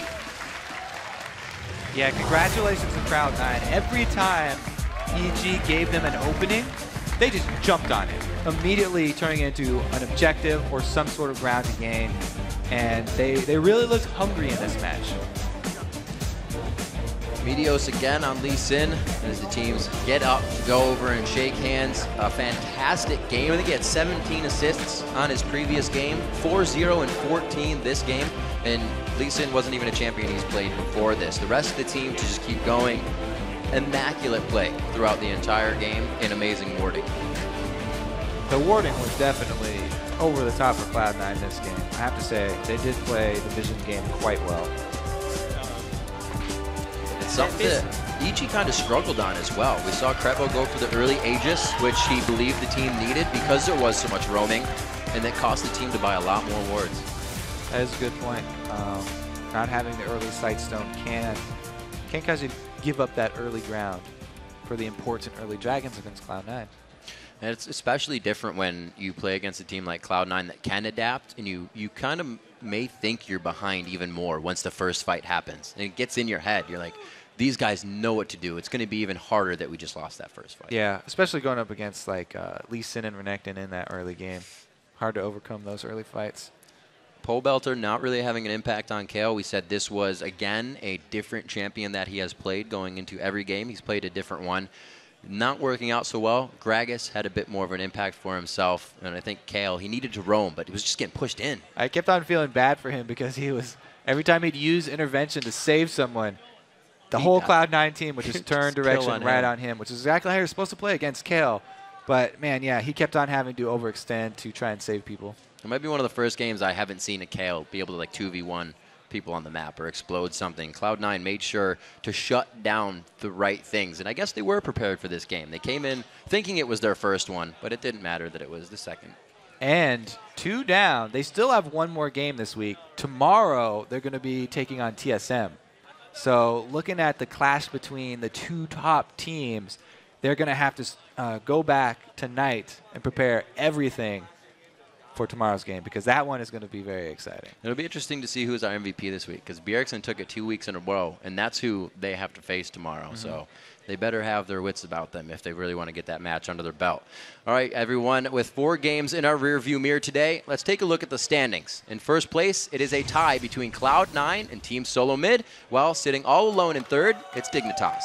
And thanks to their comeback win against Curse, Counterlogic Gaming has jumped into a 4th place tie with Voyboy and crew, while EG, Team Coast, and XDG remain at the bottom of the standings. All right, everyone, coming up tomorrow, we have 4 more games coming your way from the NA LCS. Up first, XDG tries to turn around their spring split when they take on Counterlogic Gaming. After that, Cop and Curse battle it out with Yellow Pete and Evil Geniuses, and then Doublelift and CLG head back to the Rift when they take on Shifter and Team Coast. Our 4th game of the day is an epic showdown for first place between TSM and Cloud9, and then it's the last Challenger quarterfinal of the first spring series, Cognitive Gaming versus VVV White. That action gets underway tomorrow, 12 p.m. Pacific, 9 p.m. Central European Time. And remember, if you missed any of today's games, click over to lolesports.com, where you can rewatch matches, find news, interviews, and in-depth statistics and analysis. And you can get your tickets to join our studio audience for our future taping. Just click on the tickets link for all the details. All right, now let's throw it over to Freak and Jat with the NA Challenger Series. Thank you very much, Riven. Welcome, everyone, to the 2014 North American Challenger Series, brought to you in part by our friends at Coca-Cola. David Freak Turley, this is Joshua Jat Leisman. He's awesome, and I gotta say, Jat, the traffic walking down here from the LCS studios was brutal. It was at least 50 feet. I'm glad we made it in time. How you doing? Generally, I like to walk those 50 feet. Driving today was definitely a mistake because there's a lot of foot traffic inside here, and it stops you from being able to drive your car. But anyway, I'm excited for tonight's quarterfinal nonetheless. Last week's games were rather impressive. NK Inc. and Skyline upset the top-seeded Cloud9 Tempest. Not many people expected that. And you and I actually got to watch Xiaowei Zhao get some huge CS numbers, 300 in under 23 minutes, and actually something like 400 in under 29 minutes. So they were able to take out Wiso Esports 2-0. Yeah, that was a pretty good series. Of course, we've got more series in front of us, though. We're going to see if we can make it a 3rd in a row that goes awesome. Tonight's match is one of the 3 spring promotion tournament participants, Determined Gaming, taking on Rux, Gatekeeper Fabi, and the rest of Curse Academy. Yeah, and the winner of tonight's best-of-3 quarterfinal fight will advance to next week's semifinal, where they'll face the winner of tomorrow night's matchup between Cognitive Gaming and VVV White. And now, because I like full-screen graphics almost as much as I like Teemo skins, let's take a look at the North American Challenger Series bracket. Our first semifinal series was locked down last week. It features 8th-seeded Skyline looking for another upset when they take on the Chinese hype train LMQ on Saturday, February 8th. Yeah, that's going to be one to watch. And the bottom half of the bracket features this week's 2 quarterfinal matches, with the winners meeting in a semifinal showdown on Sunday, February 9th. If seeing that bracket once wasn't enough to quell your hunger for Challenger League info, be sure to head over, tab over, or scroll over to lolesports.com. Yeah, there you'll find everything you need to know about the Challenger Series. Just click on the Leagues and Tournament tab at the top of the page and select the NA Challenger Series. Okay, guys, so it's going to be time to get to it. The North American Challenger Series quarterfinal of the day, Determined Gaming versus Curse Academy. Now, Determined is the top seed still in this series, and they're full of veterans looking to prove that they're just better than their disappointing showing at the spring tournament. Yeah, absolutely. Determined Gaming, they were a top-seeded challenger team in the promotion tournament. The top-seeded challenger team in the promotion tournament. And neither Team Coast or Curse decided to pick them to play against, which meant that they defaulted to playing against Velocity, who ended up being acquired and turned into Evil Geniuses. So it was a very tough draw for them despite being such a powerful challenger team. And it did not go very well for Determined, if we remember that one. No, they were the favorites coming in, but EG put up a really good showing. They kind of turned everything around in the last day. They 3-0'd Determined, and you kind of see the scoreline at the bottom of your screen. They are not a great series of games for DTG. Yeah, and it's kind of interesting now because after that experience, Determined is turning themselves into a roster full of kind of veterans at this point. Westrice has been around forever. Robert X. Lee and Bubadov are all getting a lot more experience. They did underperform at the promotion tournament. After that, though, they've actually added someone else, a pretty familiar face. Hasn't been around lately, but Complexity's former mid laner, Prawley, is actually with Determined Gaming now. He replaces Arthalon. We're going to get to see Prawley again tonight. Yeah, and Prawley's put on some good performances. Yeah, he's a fun guy to talk to. He puts on fun performances. We used to be like, he's going to play Ziggs. It's so unconventional. Like, now it's like, he's going to play Zig. It's so conventional. Yeah. But it's fun to see. Of course, Determined isn't the only team with an LCS veteran on its roster, though. Curse Academy is running with former Curse support Rux in the top lane. Not only that, they've got the gatekeeper himself, Fabi at AD carry. He's going to try to open the door to the semifinals for his squad. Yeah, Fabi, the gatekeeper of Challenger. If anyone doesn't get that reference and they want to spend 8 or 9 minutes, just look up that YouTube video. It's interesting to say the least, but it might give you a little more context into who Fabi is. But anyway, Curse Academy won their way to the Knights quarterfinal by taking out Complexity Academy, Battle of the Schools, in the first round, and then they smashed No Big Deal in their second game. Rux also, he hasn't died yet in the Challenger Series. 4-0-15 combined in 2 matches.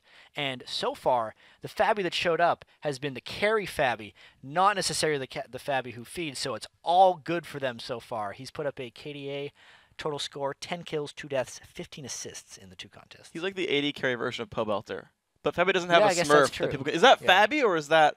And then there's like nothing. There's no like other name. It's just Fabi in both sides. Yeah, we had that. If anyone watched the LCS yesterday, we had an interesting feature on like solo queue. A Zingy made his way into that one. He is like the Fabi of jungle, if that makes sense, because he's someone who will either just take over a game with crazy farm or just fall flat on his face. Or he'll steal Baron with a Karthus Q. That happens more than you'd think. Yeah. Yeah. We were talking before about Trundle Pillar dealing 1 true damage, and if that ever steals Baron, you're pretty much amazing. See, I don't think it does deal 1 true damage. Are we sure about that? I don't know. I know Zillion Bombs deal 1 true damage as it's ticking down, but I like Trundle Pillar gathers aggro, but I don't necessarily think it's because it does damage. It's a weird skill. Well, or if it does, that's the most impressive Baron steal. Yeah, and over in Korea, of course, Shy's Sunfire Cape steals Baron. Yes. So there's all kinds of ways you can don't steal believe Baron. everything you hear, freak. No, but yeah, and that's always fun, right? The crazy Baron steals. We had one earlier today, actually. The last hit from the it was Wisfujin's Jinx stole the Baron away, or grabbed it for his team, but it was like missed smites on both sides. And he lasted it as the AD, so that's always fun. Some pretty interesting games today. And, you know, some of these teams that are coming up here, like with Determined Gaming and Curse Academy, they're both fairly experienced players. Like you consider Prawley comes from the LCS. Westrice almost made it into the LCS. It's this weird thing because he was on Curse Gaming way back before the Season 3 spring split, and he's just been like, just a hair away. Is anyone else in this game? Rux obviously made his appearance with Curse as well. Now he's on Curse Academy. Jaximus played at IEM Kiev way back when. He filled in for Curse. Correct. When they could only bring like 2 players in their original roster, basically. He played top lane then too, didn't he? I'm trying to remember. Yeah, he was a top laner then. Now he runs really weird mid laners. Only Brand. Yeah, he's a big Brand player. Also, Scion is a big one. AP Scion mid lane. We see him sometimes. We've seen that in Korea. We actually saw it in, I believe it was Lemon Dog's TSM. Yeah. It was actually a lane swap. Mew played it there. Yes, you're correct. But yeah, so that's a fun one. And of course, champions like this, I actually talked to Broken Shard a little bit a couple days ago. And he's like, yeah, we're ready for the AP Scion. He said he wasn't worried about it. We'll see. Of course, we're going to get Champ Select soon, and we'll see if the AP Scion ends up being crazy. But there's always some fun champion roster for these guys. Yeah, I wonder how, like I'm thinking, as far as the Challenger matchups have been so far, these are probably the most, I want to say, like experienced players or most storied players we've had thus far in this Challenger bracket. And it's surprising that they're kind of meeting in the round of 8. It's almost like an unlucky draw for both of them. Yeah. But you consider the other sides, right? Yeah, Skyline beat kind of basically Walking Zed. Yeah. LMQ is like a Chinese pro team just in the amateur scene. They played in the LPL last season. Like, So you're right. There's a bunch of that. The VVV squad's been around as well. We talked about the other quarterfinal. Yeah. You've got Cognitive Gaming, of course. They were also in that in the spring promo series. You've got VVV, who's actually shaken up the roster a lot, but they've still got some familiar faces there. Those guys have been around. They played the NACL season and whatnot. So I do like how the scene has grown, the challenger scene, that you're like, oh yeah, I remember all these guys when they were playing before. Right, and you have like That's a crazy, decent tournament history for these guys. Because you think like even just the top 4 or even 6 or 7 teams, they're all like pretty solid teams. Yeah. You know, there's a lot of competition in the Challenger League this split. Yeah, the lineups are they're shifting around still, but like you're seeing the teams stick through. I know, like for example, at least in NA, like teams break up kind of often. I think that's kind of the nature of Challenger, right? The stakes are a little bit lower, therefore they're faster seasons too. Sure. Teams need to iterate a whole bunch, change their roster up to try to find the right combination so that they can make their run to the LCS. Yeah, and I found that the teams that work really well are the ones that sort of natively work well together. For example, I forget if it was you or Kobe talking about this, where Cloud9 would sometimes scrim with no voice chat.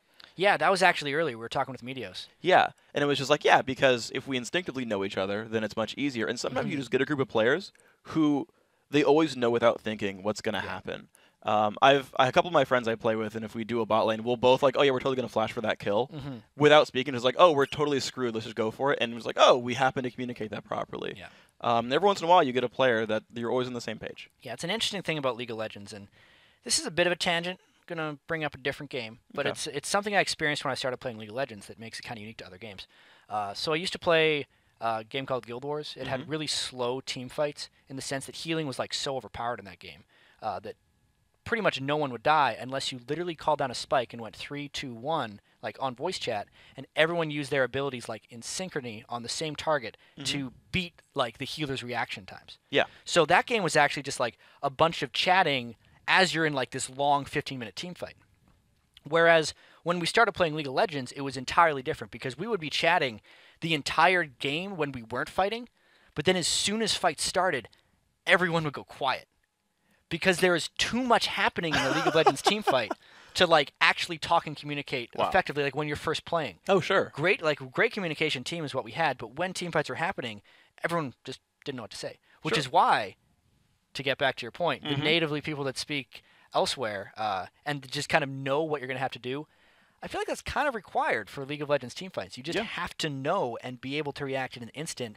As soon as you open your mouth and talk, that word took longer than the 0.1 second you had to react, and you died. Yeah, this entire story took longer than like 3 picks would have taken, but like it's the point. That wasn't even a slam at you. I was just like measuring times randomly, and I decided to choose the duration of picks in League of Legends. Sometimes when you talk, things happen for a while. Yes, that does happen sometimes, but yeah, I kind of like this point because to even add to that, right? In League of Legends, the facts change all the time.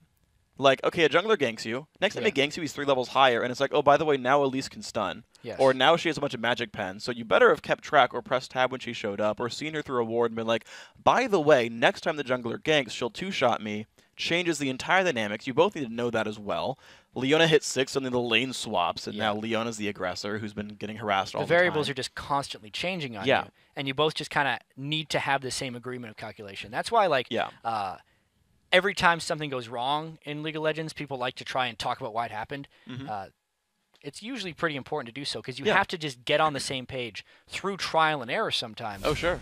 Because you can't do it in the moment. No, you never can, but we'll see if these guys have worked everything out. Shyvana, Kassadin banned away already. Kind of word of the day is, yes, red team's been banning Kassadin most recently. Shyvana, Gragas dropped away as well from the tournament. Gragas, the new Kassadin, as far as picks and bans go. Pretty much banned almost every game. I wonder if Prawley's going to bring out anything creative. Doesn't seem like it from his trends. Yeah, his recent play has been pretty standard. I guess Zed is slightly oddball in that he's not as sought after he was at the end of Season 3. But certainly you're like, oh, yeah, Zed. A lot of changes to Zed. Totally. I actually rather enjoy watching the new Zed because he is so much more slippery than the old one. Yeah. The fact that the old one put the shadow directly behind the target he went to basically just made him more all-in, more aggressive. As soon as he went into ult, he was just like in. He would also be almost inescapable because even if you peeled him off, he'd just go back to that shadow and continue killing you. Exactly. But now, since the shadow goes at the origin of where Zed ults, it allows for substantially trickier plays where Zed will just go way in, but then always come out. And there's way more Deathmark play in that too, like can he get enough damage before he goes out? Because surprisingly, Zeds almost always opt to go back nowadays, which makes it kind of more exciting for me to watch. Do the early burst, see if you can shield it up in time and survive. 3 bans coming through here. Elise banned as well away by Determined. So a lot of these high priority sort of top picks still banned away here. No one's really doing target bans. They're all the default bans. The Kha'Zix ban as well. I like that one. That's a West Rice and a Broken Shard ban. Olaf maybe for Broken Shard in the jungle. Mm-hmm. I think it would be fairly likely. But Bubba Dub's Thresh has more importance for them actually right now. This is interesting to me because Sheep is known for 2 champions basically. It's Thresh and it's Annie. And they didn't ban Annie and still first pick Thresh. So I feel like Sheep is still going to be fairly comfortable here. Maybe they're banking on those Annie nerfs. Yeah. To slow it down. It's going to hurt it a bit. Yeah, a little bit. Probably not too much. Annie Caitlyn is a pretty potent lane. Stun traps. Yeah. You could do stun traps with Jinx too if they wanted to. Fabi, probably Kate. Yeah. If we look at the things he's played recently. Yeah, in this tournament, a lot of Caitlyn. Actually, it's kind of similar for Robert. These guys have really been... I feel like Kate's like shown back up. It used to be like, okay, Sivir, Jinx, and Lucian over and over again, and then people were like, I mean, okay, some of it's the nurse, but like Caitlyn just came right back up. Of course. Caitlyn always seems to just come right back up. Yeah. People are so much about laning and just being able to siege turrets. And Caitlyn can always do that. So Caitlyn will never go away. I almost feel like she'll never go away unless her attack speed gets completely destroyed or if her range is decreased. And I don't think either of those things are going to happen. Probably almost definitely not the range. That's like the hallmark of what Caitlyn is. And generally speaking, when we like nerf and buff champions, we keep what's distinct about them. Absolutely. I don't think we'll ever see a 550 range Caitlyn. That'd be strange, right? That'd be the silly. She's got like this giant gun and just like shoots right in front of her. Yeah. Unlikely. Vi and Caitlyn picked up on the case here for Curse Academy. These guys grabbing up one of the high priority junglers still left. Lee Sin, though, still on the table. You're going for Broken Olaf. Shard's Lee Sin is actually really good, though. Yeah. And he definitely favors picking that a lot. As you can see, he's played Vi by Shyvana. Shyvana's banned. Vi's taken. What's he going to do? Lee Sin. Well, and his Gragas and his Kha'Zix both banned. Those are his top 2 played in solo queue as well. And so he's kind of going down like the chain of things he likes to play. But somebody's getting targeted pretty hard here. Yeah. And his name is Broken Shard. Lee Sin! And the Ziggs. And the Ziggs for Prawley. Yeah, there we go. Lock in. Yeah. Oh, interesting. You might like this one. Oh. You know how Prawley picks Ziggs? Yeah. He types GG in and picks the only champion available. Yes. Yeah. Oh, please, Curse Academy, please do this. I mean, the thing is, I don't think we actually see all these champions together. The Scion mid I could see regardless for Jaximus. Yeah. And I think he knew he'd be playing it coming into this one. I feel like Scion mid, wouldn't that be like a disaster against Ziggs? Ziggs could just blow through his shield like as the stun is traveling towards him with the Q and line shield. Maybe. That's definitely a possibility. The reason I like the hover over Tryndamere, though it's not likely, is because Curse Academy used to run a comp where they ran no AD carry, and Fabi would play Tryndamere, and they'd have 2 fighters running aaround. They would do that. Unfortunately, they already have not an the AD case. carry. Yeah. Those bastards. Scumbag Fabi not playing Tryndamere. It'd be like a Nidalee, like a Fiddlesticks as well, and they'd run those 2 mid lane, and then they just run 2 side laners. Just destroy people. Well, so it's Zed after all. Yep. So Zed versus Ziggs here in the mid lane. Keeping the letters similar at the very least. Annie support is going to come through here for Sheep. And Curse Academy putting together, honestly, a fairly comfortable lineup for these guys. Yeah, Curse Academy looking pretty strong. Very AD focused thus far. Yeah. I wonder if they're going to get anything interesting with their top laner. Mundo's left unbanned, same with Renekton, so plenty of options to get a little bit of magic damage in when they decide to pick Rux as top laner. Ooh, interestingly enough, even though they've played Zed mid a fair bit, Rux also used to play a lot of Zed top lane. Oh, nice. So there's an outside chance that we could see a hyper-aggressive composition from them. We'll see if it comes back around. Pulling kind of an old Nick Wu. Yeah. Gonna go back to Spring. Spring, right? Only play ninjas. Yep, only play ninjas. Worked pretty well for him, unfortunately.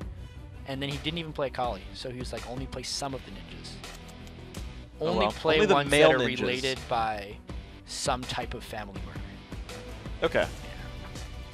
I was gonna go by gender, just because he ditched a Kali. And Kennen? He didn't? I want to say he played Kennen. I feel like everyone played Kennen in the beginning of season 3. We never talked about that. They were always just like, Nick Wu and his ninjas. And His like, 2. Zed and Shen. Yeah. You just look for things. Okay, well, here we go. Renekton for the top lane here for West Rice. So pretty full team comp here for the tournament. I gotta say, late game looks sketchy for these guys, but a lot of early power. For Determined. I feel like. Yeah, I think so too, actually. But they have a lot of lane presence. Yes. A lot of lane presence. And if we look at the way, I'm actually just going to make a really terrible comparison here. Complexity played when they had Prawley.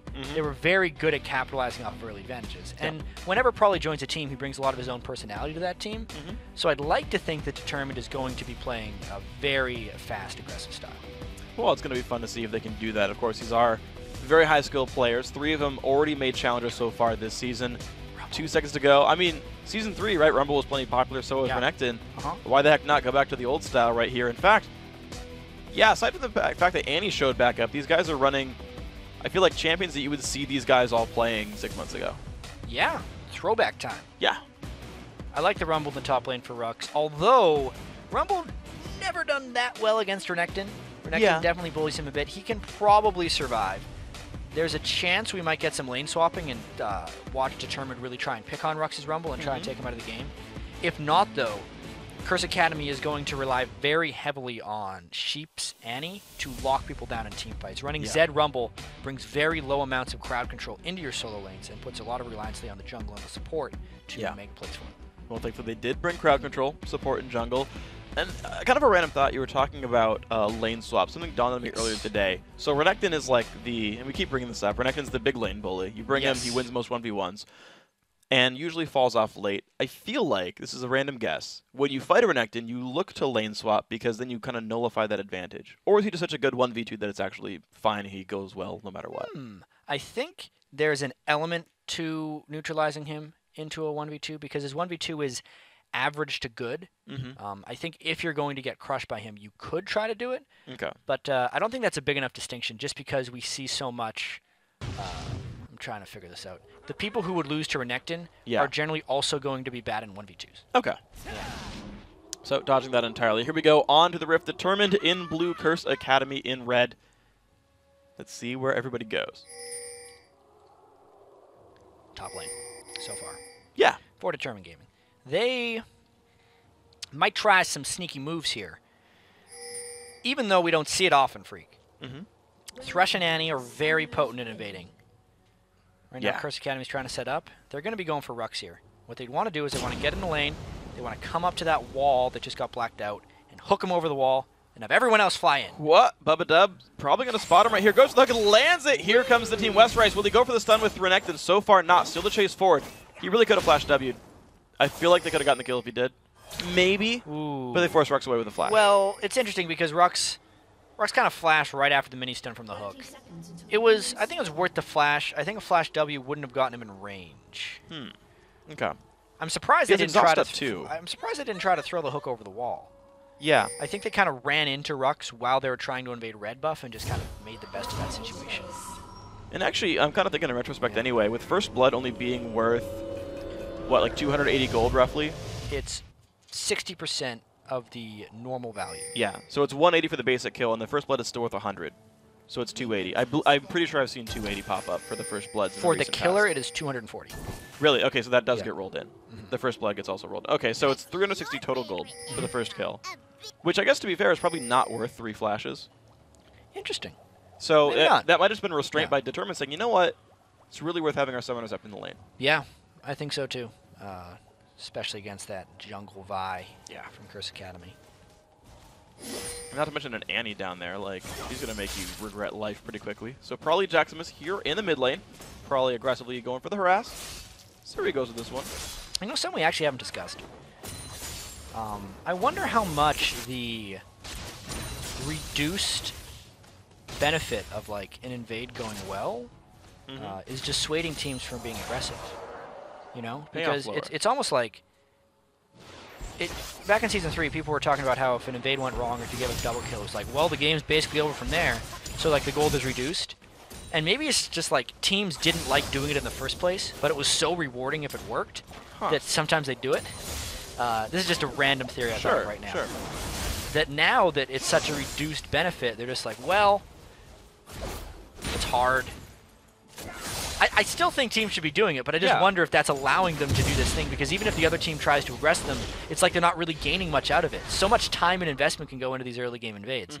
You think about a lot of times if you want to invade like 5 people, you would lose out on a lot of lane experience, and that could potentially actually hurt your laning phase later. Additionally, if you actually get a kill, only the person who got the kill can make a purchase, and usually not even an item. since, like we said, it's a 240 gold kill. Not even boots. There's a gank. All right, Fabi's going to get hit up right there. A little bit of damage coming across. Sheep dropping down to half HP. Flash in for Broken Shard. They're going for this kill. One more attack to go. Robert Exley gets the kill. First blood going up there. Happy stuff for Determined. Yeah, and now that it's about 3 minutes and 30 seconds into the game, that's almost a full value kill. So that one is actually fairly impactful for them. Having it go to Robert Exley is fantastic. Also, the positioning of the lane could not be better because not only do they get the kill gold and all these minions, they are denying Fabi from subsequent waves as well. And look at what Curse Academy is going to get from the recalls there. A ward for Annie, an extra Doran's Blade. Okay, not too bad here for Fabi on Caitlyn, but you know when Robert Exley chooses to go back, he's going to have a whole bunch of items ready to go. And he's not going to really be on much of a downside for just staying in the lane instead of recalling early. Yeah. Pick Ezreal. Win lane is generally how Doublelift likes to think of it. Against Caitlyn, though, it's not that clean cut. They needed the gank help because Fabi was pushing them in really heavily. That's what Fabi has tried to do all of his games on Caitlyn. Only his third death in 3 games on Caitlyn, but never mind, he didn't die. They got the Still only died twice. Sheep died, though. Yep. Let's get my facts right. Westrice used both of the dashes, has flash. Can he get over the wall? Try, doesn't get it. Westrice is going south for you, and he goes down 300 gold for the kill. It's going to go to Rux, 151 on the case. T-Tours. I blame Fresh Canadian. If I was Westrice, I'd be blaming Vi. I'd say she knocked me away from the wall, and that's actually what happened. Westrice got knocked a little bit back. He tried to walk a bit closer. Didn't get it. You have to literally be right next to that wall. It's a very hard wall to get. And if there's a champion model in the way, you cannot flash over them both. Nope. Westrice should not have tried, in my opinion, because there were people in the way. He just panicked. Okay, well, Broken Shard's going to look for the top lane. Does not have a friend just yet. We'll see if Rux stays. I feel like he wouldn't, but we'll see. Maybe he gets greedy. Here comes Broken Shard. It's not going to be in the minion wave. He dodges most of it at least. Here comes the damage onto Rux. Rux has no flash still. 300 health left. Shield goes on. Jumps to a ward. 300 health left. Can Broken Shard do the damage? No, not worth it. Not enough damage. Gives it away. Yeah, looked like he might have a chance there. Good job of getting him to go back now, because Westrice will have some time to farm. Oh, what a flay! Catches Fabi mid 90 caliber net, forcing the flash. Sheep running backwards. That was a hell of a good flay. Yeah, first pick Thresh there from Bubba Dub, getting a quality flay. They're really going to start putting some pressure onto that Fabi lane. You know, if you can keep a Caitlyn lane confined to their turret, you are doing an amazing job. Oh, yeah. Caitlyn lives to push, and if all she can do is last hit a turret and fear for her life, then not really doing much. Yeah, not being a very effective officer here. And I gotta say, you know, we're talking about how well Bubba Dub's playing. He went 2-17 and 15 during this promotion tournament. So him kind of being instrumental in a kill and a lane domination now really improved here, stepping up in his match. Yeah, tough time for Bubba Dub.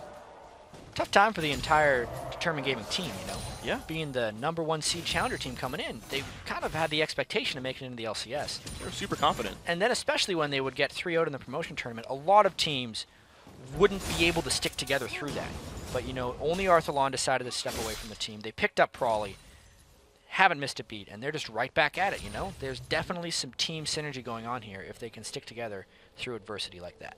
Guys, definitely looking pretty good. 400 gold lead here for the tournament so far. Their top lane looking pretty decent for Westrice. A 13 minion lead for him. Early Seekers there for Rux, and level 6 picked up on now most of the champions on the map. Those are pink wards. They both want them. Who's going to get them? Level 5 though for T2, but it's not going to be. Broken Shard's going to get control of that one. Credit goes to Bubba Dub for that, actually. He had rotated down from the lane, and it meant T2ers did not want to fight Broken Shard. Yeah, fight again though in the bottom lane. 5-5 versus 5-4. Small lead here for Determined. Close one there. Sheep dodges that one. He was also taking turret shots. That would not have been a good hook to land. You wouldn't want to follow that one up. No. Unlikely. There's not even a flash available, so. Alright. This guy's safe so far. Only 8 minions separating the AD carries. The buffs respawning now 7.5 minutes in. T2 is French for Little Bear, I believe, if Twitter's to be believed. Do you want to call him Little Bear instead? T2 is kind of hard to say. Sure. Yeah, it's going to get way too confusing. Yeah, I got corrected on. I know we're supposed to just like agree on everything, but that. Well, no, I agree with you on this one. I got corrected actually yesterday for calling Cloud9 Eclipse's AD carry. If I get it right, you guys were calling him Hjarnan. Fabevin. No, that's mid laner. Oh. Hjarnan is how we call the AD carry, but it was, I think it's Yernan. Wow. Is a little bit, so no H at all, completely silent H. By the way, J we got correctly. If any player in the Coke Challenger Series wants us to pronounce a name, feel completely free to tell us how to pronounce a name. We have no qualms about it. Yeah. But a lot of these players actually don't care. You'll be like, tell me how. Oh, they're going to get it. Ooh, close. Almost got a kill. Yeah, seriously. With the ward on top of that. Super worth it. Yeah, because Cloud9 Clips also has another guy. You were calling him for Bevan. I always called him Febevan. Oh. Yeah. Oh. Huh. I can see that. Didn't even think about it. That's why I thought that's what you were talking about. Oh, no. Yeah, I butchered something even worse. Cloud9 Eclipse. Eclipse is easy enough to say. All their names are in their like home languages. Yeah. Their top laner's in Romanian. So I first said Odoamna, and then someone was like, no, it's Odoamna. I was like, okay. And then I did that, and someone was like, no, it's Odomna. Like, freaking A. So I don't even know anymore. This is tough. Thankfully, these are all like American players aside from Broken Shard. North America at the very least. So a lot easier to pronounce them all. Crawley, Who Robert knew that League of Legends casting would require us to be so cultured? It's like it's an international game or something. Something like that. Weird, right? Anyway, this game's actually going fairly close for Determined Gaming. They're winning the lane war fairly well right now. Oh, yeah. Most credit going to Robert Exley and Bubba in this bottom lane because they're keeping Fabi completely back. You know, the Caitlyn Annie lane wants to get aggressive, but they just have not been able to. Additionally, Broken Charge Lee's done a lot. Let's see if they get out of this Arcane one. shift, the jump in on a bump it up, ultimate back across, and there comes Broken Shard. Who's going to take the damage? The flash and the kick on the Sheep. Beautiful job right there. Kill picked up, the Lander coming out. Great turnaround. Really timely counter gank there by Broken Shard. He almost didn't make it in time. Taturis was trying to make that work with the Vi gank. She gets to pick a lane usually, and that's most likely a guaranteed gank. That's why Broken Shard was in the area, and they were very, very fortunate to turn that one around. I got to hand it to Robert Exley for starting the Arcane shift before Tibbers landed to get him out from all that burst, because that would have been a likely death for him, but managed to dodge most of the combo. Good stuff here. 1,000 gold, Determined, making things happen. Lane's still going well, and they haven't even tried to look for a dragon yet. Yeah, and you know another interesting thing is Bubba was bringing Exhaust. It used to be a very common sight on supports, but especially with the Annie Revolution that we've seen recently, almost every support's bringing Ignite. I'll see a Sona, Leona, Annie, everyone's going Ignite. Even Thresh usually bring Ignite to try and go extra aggressive with their team. Bubba and Robert Exley deciding to go another direction here, giving them a little bit more defensive edge. I think that's going to come in handy when Jaximus gets involved in team fights, or if Vi tries to go with a more glass cannon style build. We'll see what they go with this one. Looks like the makings of... This is weird because I feel like it's the makings of Phage, but also of Ancient Golem, but also of Elder Lizard here. And I have no idea what Vi's actually going for. I'm going to say... Okay, now it's Ancient Golem. Now it's easy. Ancient Golem. Thanks. Robert Exley going to jump in onto Sheep. Oh, good dodges here, but the Inferno Bomb's going to come back out. Kill picked up by Robert Exley. 3-0, all the gold in the AD carry. Yeah, this is working out fantastically for Determined. Bubba is setting up most of these kills, and Robert is just there to get the cleanup. Fabi, though, would have been able to burn Barrier if he landed the Piltover Peacemaker.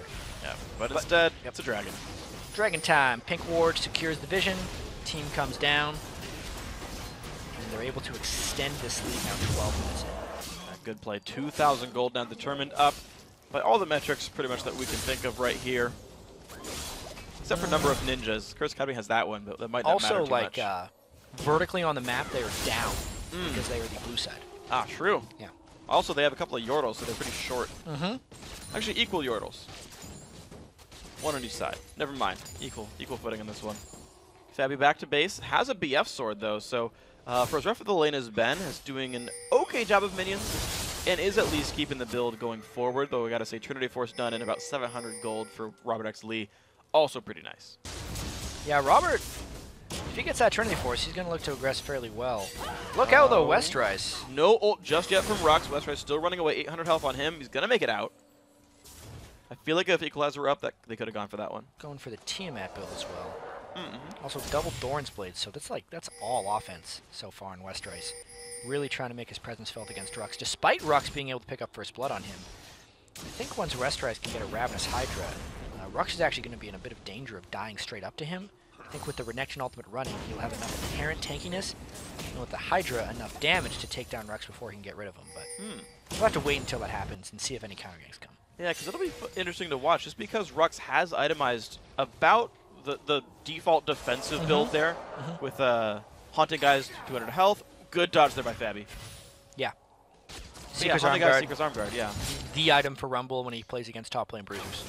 Oh, here comes another gank. No counter gank in place this time. Jump in onto Bubba. A lot of damage coming across. That will be the kill picked up by Titus. And looks like Robert X. Lee going to be safe to back off of this one, but a good kill picked up by Curse Academy. Curse Academy really wants Fabi to get back into this game. Gank top. Yeah, there we go. Rux going to get knocked around, jumped into the wall as well. Does not have flash anymore. Pops the ulti. Westrays have to flash from that one. Will survive. Yeah. Hard-earned kill. Couple extra turret shots they ended up taking there, but that's kind of the expected result when Lee Sin Renekton can just run at Rumble. Once Rumble gets close to, his really only option is to throw down the equalizer and fight. Couldn't fight quite well enough there. No. Fought with all the power of a Yordle, but just didn't quite muster enough. The robot must have failed him. Because, Rumble himself tried as hard as he could. Robert X. Lee now in a bit of a 1v1. Both supports coming back to the lane after buying. Gotta say, small item lead here for Bubba already has the Ancient Coin as both these guys match sight stones. Fabi. Yeah, I mean, really pulling off the aggressive moves right there. Didn't take a single turret shot. Almost had no ability for Robert X. Lee to counterattack there. He gets out scot-free, so that was nice moves right there by Fabi. Yeah, good play overall by the players. Certainly very skilled individuals. Only 4-2 in kills. It is a very close game, but we're starting to see turrets fall a little bit. Determined converted that top lane dive into a turret kill itself. It's going to unlock Westrays a bit more to roam around. Yeah, also, Prawley has gone for a very offensive build. Hasn't paid for it yet. Jaximus obviously even in farm, but no armor on Prawley. A lot of times you'd see a Ziggs go for a tier and then a Seeker's Arm Guard, but Prawley just went Double Doran's tier to a Seraph's or Archangel Seraph. Yeah, he's trying. He's going to make it to Seraph's eventually. But really, that means Prawley is all-out offense, all-out farm and push, and he has avoided being aggressed on by Jaximus. It's pretty impressive. And also no CDR either. Like, normally we see this build and it's like, oh yeah, but they'll go Morella and Namacon. That's not even the case yet for Prawley. Sometimes, yeah. Okay, well, speaking of, good damage there from Jaximus, but he's waiting for his cooldowns. Yep, there he goes. Gets them back. Good jump off to the side. Flashes the Qs. Prawley's going to get out of this one, but burns his flash. Oh, might not. One more tick. He's safe. Oh, wow. That was close. Yeah. If Prawley wouldn't have flashed all of those slick moves by Jaximus, he would have been done. Most Ziggs actually take barrier against Zed as well, so it just kind of adds to the riskiness of what Prawley had accomplished there. And now they're trying to get some revenge. Good damage on a Jaximus, down to half HP right there. Q lands for Broken Shard. Will he kick? Attack kick R. Yep. Kick R. Oh, he gets it despite the flash. Kill picked up for revenge. Nice play, Determined. Yeah, I meant to say he wanted to kick him and then use the Q. Yeah. That's the common Lee Sin execute move is you land one part of your Q, then you kick them, and then you get more execute damage out of your resonating strike once they're already in the air. But he needed to get a few auto attacks in there because he was trying to calculate his damage so he'd be able to finish him off. And he does it just right. That was a nice kill by Broken Shard. That was incredibly close. That last auto that was flashed was the required little bit extra. So good stuff here, Broken Shard, on a pretty comfortable champion in Lee Sin. I gotta say, in terms of getting a good jungler in there, I think they played Champ Select well on that one. Broken Shard's been part of every single kill for Determined. Lots of early game impact for him, and they're looking for even more. He's gonna find one here. What is gonna go for Sheep? No ulti available. No, the play back from Bubba Up will slow down Fabi. Sheep's gonna go down first. Kimber's gonna drop down alongside that one. Fabi's still on the chase. Q's gonna land. Robert X. Lee on a rampage double kill in this lane. And all of the kills are going to Robert X. Lee. He is going to be so threatening when this comes into the mid and late game team fights. Especially, let's take another look at this one. Broken Shard did a really good job of keeping the slows onto people. Bubba Dub got them with just the edge of that play and just the edge of the box. But then you can see Broken Shard thinking ahead of the fight. He wasn't worried about kill securing. He was just making sure that nobody got away. Very well played right here. 7-2 now. Determined really turning this game on right here. They did get that second, that outer turret there on the bottom lane down for their troubles before. So these tower dives are starting to get turned into turret destructions. Ooh, so they can keep moving forward. Prawley's going to probably go Death Cap next as well. Going to see a Blade of the Ruin King finished by Robert X. Lee soon. A lot of extremely offensive items coming out from Determined. But for now, it's all about this dragon. And since they've killed the top turret, Rux went up to clear that. If they go quickly, they're going to be able to get it mostly uncontested. But if they wait too long, they would run the risk of giving up some of this lead. Yeah. They have about a 6,000 gold lead here.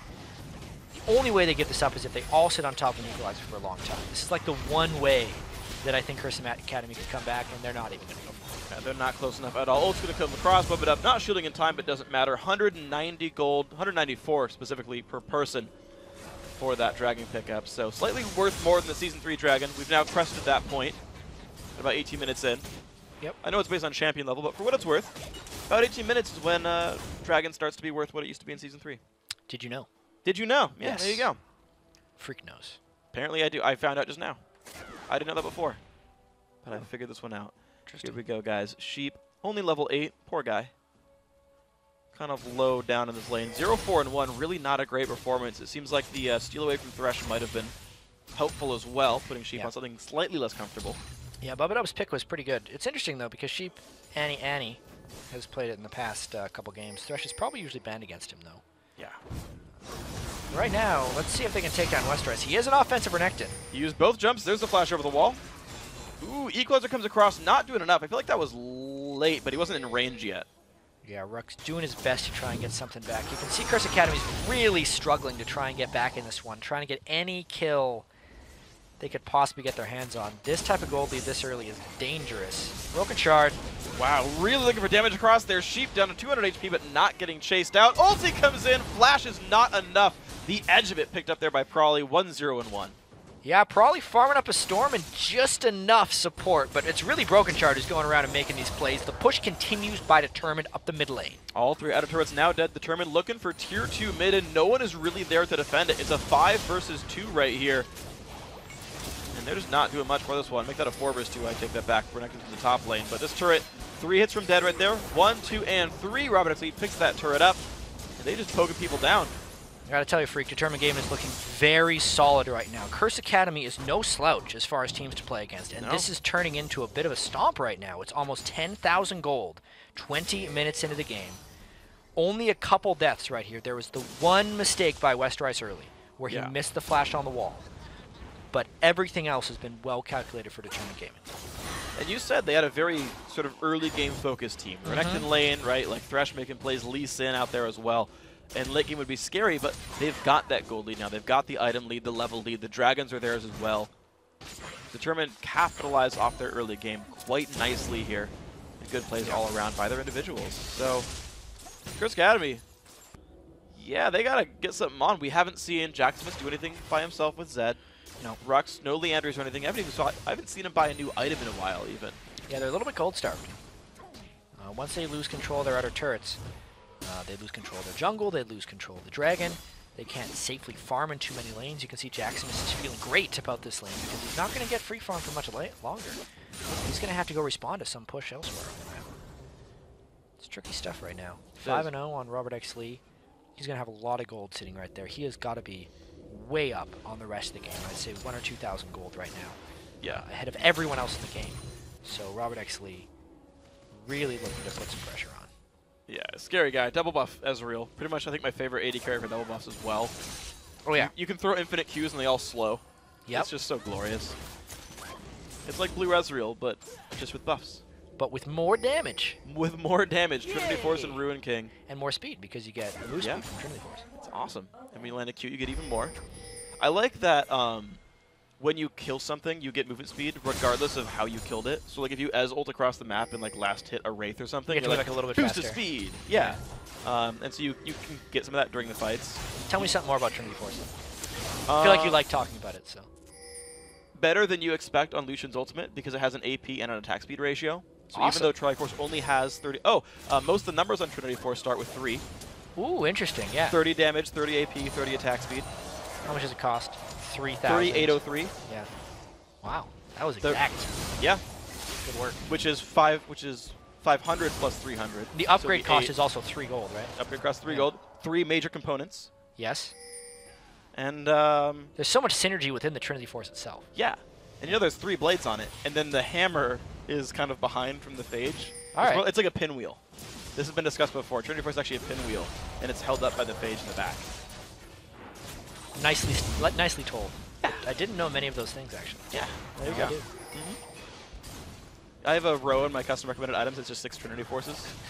I've seen that before, actually. It's cute. I usually buy like the third one. I don't usually buy more than one in a game. Sometimes I do. I should hope not. If we're about to win, I'll recall and tell my team to close the game, but after 10 seconds, and then sell and right-click them all in sequence. Oh, dear. I almost never get more than 3. I feel like Curse Academy could use a couple Trinity Forces right now. They're just too far behind on gold. Oh, man. They can't defend this turret realistically. There's too much siege coming out from Determined Gaming. Everyone on Curse Academy is they're just behind in items right now. Jaximus, he would love to have a Last Whisper right now, but even if he goes for Prawley at this point, Prawley's been able to pick up his Zanyas. I don't think he can finish off anyone else. He'd have to contend with the exhaustive Bubba even if he found his way onto a squishy target like Ezreal. Lowering his damage, not making his life happy. The jump in, Brokentar's going to find a slow, I think just barely onto Rux. They're not going to find much for it. The team just sweeping away minions. Robert X. Lee is solo split pushing. I feel like of all people to fight Jaximus, I wouldn't choose the AD carry. Unless they really think he can outplay him. Yeah. Maybe he can, to be fair. I think you could take him out. Robert X. Lee's got to be sitting on a ton of gold. He hasn't bought in forever. Yeah. 3,000. So, he's actually not much stronger than Zed at the moment until he shops. Yeah. He's being a little greed boy right now. He's got to go buy some items. He could buy a Last Whisper straight up. I think Last Whisper. Yeah. He'll want it just so he can finish off Vi and Rumble if he gets doped up. Like dived on. Yeah. But for now, I guess they're just clearing out all the objectives. Keeping himself on the map. He's going to shop after this. Most likely. Or Jump over the wall. There's the recall. All right, Robert X. Lee going to shop with the 3,500 gold. And I'm going to say Ruin King, and then he's going to work on his Last Whisper. Okay. I think maybe QSS just because he can finish the item, and I think he can't finish Last Whisper yet. Darn. Okay. Yes. Pickaxe. Yes. Okay. That's where it is. All right. I've seen a few Ezreals in my day. Yeah. It just feels like this is one of the games where you're so far ahead, you can skip a damage item and still be ahead. True. And so you like ensure the game by not getting one shot by Zed. Yeah. As nice as QSS is against Zed, I actually feel like GA is just easier and better in a lot of situations, especially since he's against Rumble as well. You know. Well, equal stats against Rumble, aside from the revive. They're both 45. Actually, QSS is 5 more MR than GA. Yeah. So better against Rumble. True. I guess. We'll see. GA is better against Vi and Caitlyn. True. Because of the armor. Yeah, I don't think you can QSS the channel on Caitlyn Ultimate. No, you cannot. Okay. It's much like a Nautilus ult. You cannot QSS that either. Okay. It's just lets you know it's going for you. Yeah. But it's not really tracking a diva. It's a forewarning. Yeah. FYI, you're going to die. There's giant sirens coming. And Vi will dive you soon. Oh, Broken Shard. Nope. Good smite there by Little Bear, the jungler of Curse Academy. Ironically, they do have Reverse Annie on their team. So they have 2 Little Bears. All right. Cute. I'm thinking Curse Academy is trapped. Determined is waiting to find a moment where they can take over here. I think Baron should be where Determined Gaming tries to make their next play. But Curse Academy recognizes there's some split pushing going on. They're going to try and take this turret. It's full health. They barely reach there. Oh, man, the Ziggs ulti just going to remove the minions, and with no real tank trying to take it. Oh, dear. Curse Academy not going to save Can Westrise make it to start this fight? He's trying to flank around the side. He's going to look for this one. Half HP on pretty much everyone from Curse Academy. Caitlyn Trap says no. Got some Come on, minions. man. Come on, Westrise. That was your fight. Yeah. Okay, well, at least Curse Academy didn't get anything out of that. Not too much. Yeah. They got some damage out of it. So they got like 2 turret hits. Yeah. Going down. Yeah? Lower than it was before. Slowly but surely. And this game goes for another Slow hour. And steady usually only wins the race in Fairy Tales. Yeah, I prefer fast and steady. Yeah. That's just superior in every way. Well, I guess the only way that matters is speed, but otherwise it's equal on steadiness. This is true. Maybe a little bit less maneuverable. Potentially. We haven't graphed that one yet. We don't know the numbers of maneuverability in this race. Curse Academy still trying to keep themselves alive. I mean, I guess for them, they're kind of okay just saying every 6 minutes you take a dragon. Other than that, we're just farming. Like, I feel like that's... They're okay with that. I think the Baron is situation. something they're going to want to take next. I mean, if we were to take this game to like 50 minutes, then Curse Academy would start being a little scary. Yeah. It might even, like, it would have to be 50 minutes with Curse Academy getting some kills back. Because with the rate they're farming, they wouldn't even hit items 50 minutes. Yeah, true. Almost every lane getting out CS'd by their opponent there. Support's winning by 3, though, so good job to Sheep right here. You're going to see, I mean, they're still like posturing around the mid lane. Like they want this area, but probably has the ulti back. Westerice forcing the issue here in this right side lane, but he's like very overextended. Just no one's going for him. All right, Determined. They have wards in the jungle so they can see the approach. Yeah. And probably Ziggs was going to try and cut them off if they came that way. So this is just a rotational turret they've been able to get, but no fight has been forced from this. I think they're still okay with that. It's just more medium speed steadiness from Determined. Yeah. Medium speed steadiness. Also 4 sweepers on these guys, so they're certainly trying to get like the ward control here. Pink wards starting to get put down in the jungle. So they'll see the approach towards Baron as well. Determined certainly around this area. They know Curse Academy will check them. They also have a Talisman, so they can theoretically catch up to Curse Academy a little bit faster. Not even a gold generation item anywhere to be found on Sheep. Yep. Just playing the I'm getting wards and slowly, not Mercurial, Mikhail's Crucible. Slowly but surely getting there. Boots mobility, not distortion boots though. Right on the Baron. That's a little bit bold. I'm expecting them to peel for a fight. There's the ult in from Rux and land on a couple of these ones. A lot of damage on. Oh man, the Baron gets picked up by Renekton. There we go. Fight starts. Double kills so far for Determined. The jump in on Robert X Lee trying to get away. Will he survive the death mark? He will do so. It's going to be a 3-for-1 battle. Sheep gonna go down. One left is going to be Fabby. The jump in. Broken Shard lands the Q. Hits a trap. It's not close enough to activate it. Oh, well, Fabby gets out. Oh, man. That would have been the ace. Yep. But still, what? That was a really overly aggressive call by Determined Gaming. That came down to a smite race between Broken Shard and Vi, and it was not even a jungler who secured that Baron. They both smited early. Yeah. They both smited and Renekton got it. You know what? Smiting early is at least you got your smite off. Yeah. The worst feeling is when Baron gets stolen when you haven't used your smite. But still, holy crap, man, that was a little bit over aggro. Determined Gaming, of course, and even more control of the game now because they won the fight, got the Baron. That's it. There we go. 30-minute, 20-second surrender. Determined 12-3 in kills, not even giving up a turret. And 6-0-3 on Robert X Lee on Ezreal. Yeah. He got real snowballed early game. Yeah. He gets the score. I think Bubba Dub and Broken Shard get the credit. Yeah. Robert X Lee didn't do anything too spectacularly on Ezreal there. No. I mean, he mechanically played fine. Well. Yeah. But the rest of the team really brought him in on that one. That was a very decisive win by Determined, I'd have to say. Curse Academy needs to almost completely rethink whatever it is they're doing. Yeah, they got really behind every single lane. The ganks came in really well for Broken Shard Didn't seem overall. like their picks were that bad. No, their comp looked okay. Yeah, I think next game they go more early game because you got to start from square one. Just get things under control and then worry about later. Yeah, and they just kind of got out-rotated, which is a big one. And then, of course, snowball the mid-game lead. The question I have, though, towards Determined is I'm always worried when a team like does this well in the first 15 minutes, and then you're like, they're going medium and steady. And that always feels weird. Yeah.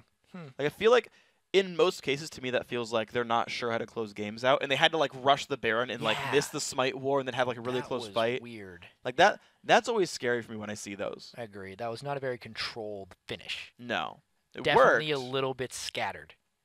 Yeah.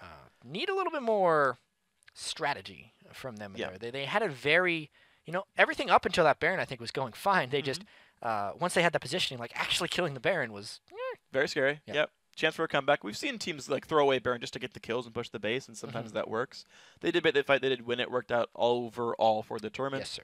So we're going to have another game, guys. It's time for a quick break, but when you return, it is going to be Game 2 between Curse Academy and Determined Gaming. 2014 North American Challenger Series. We'll be right back, so stick around.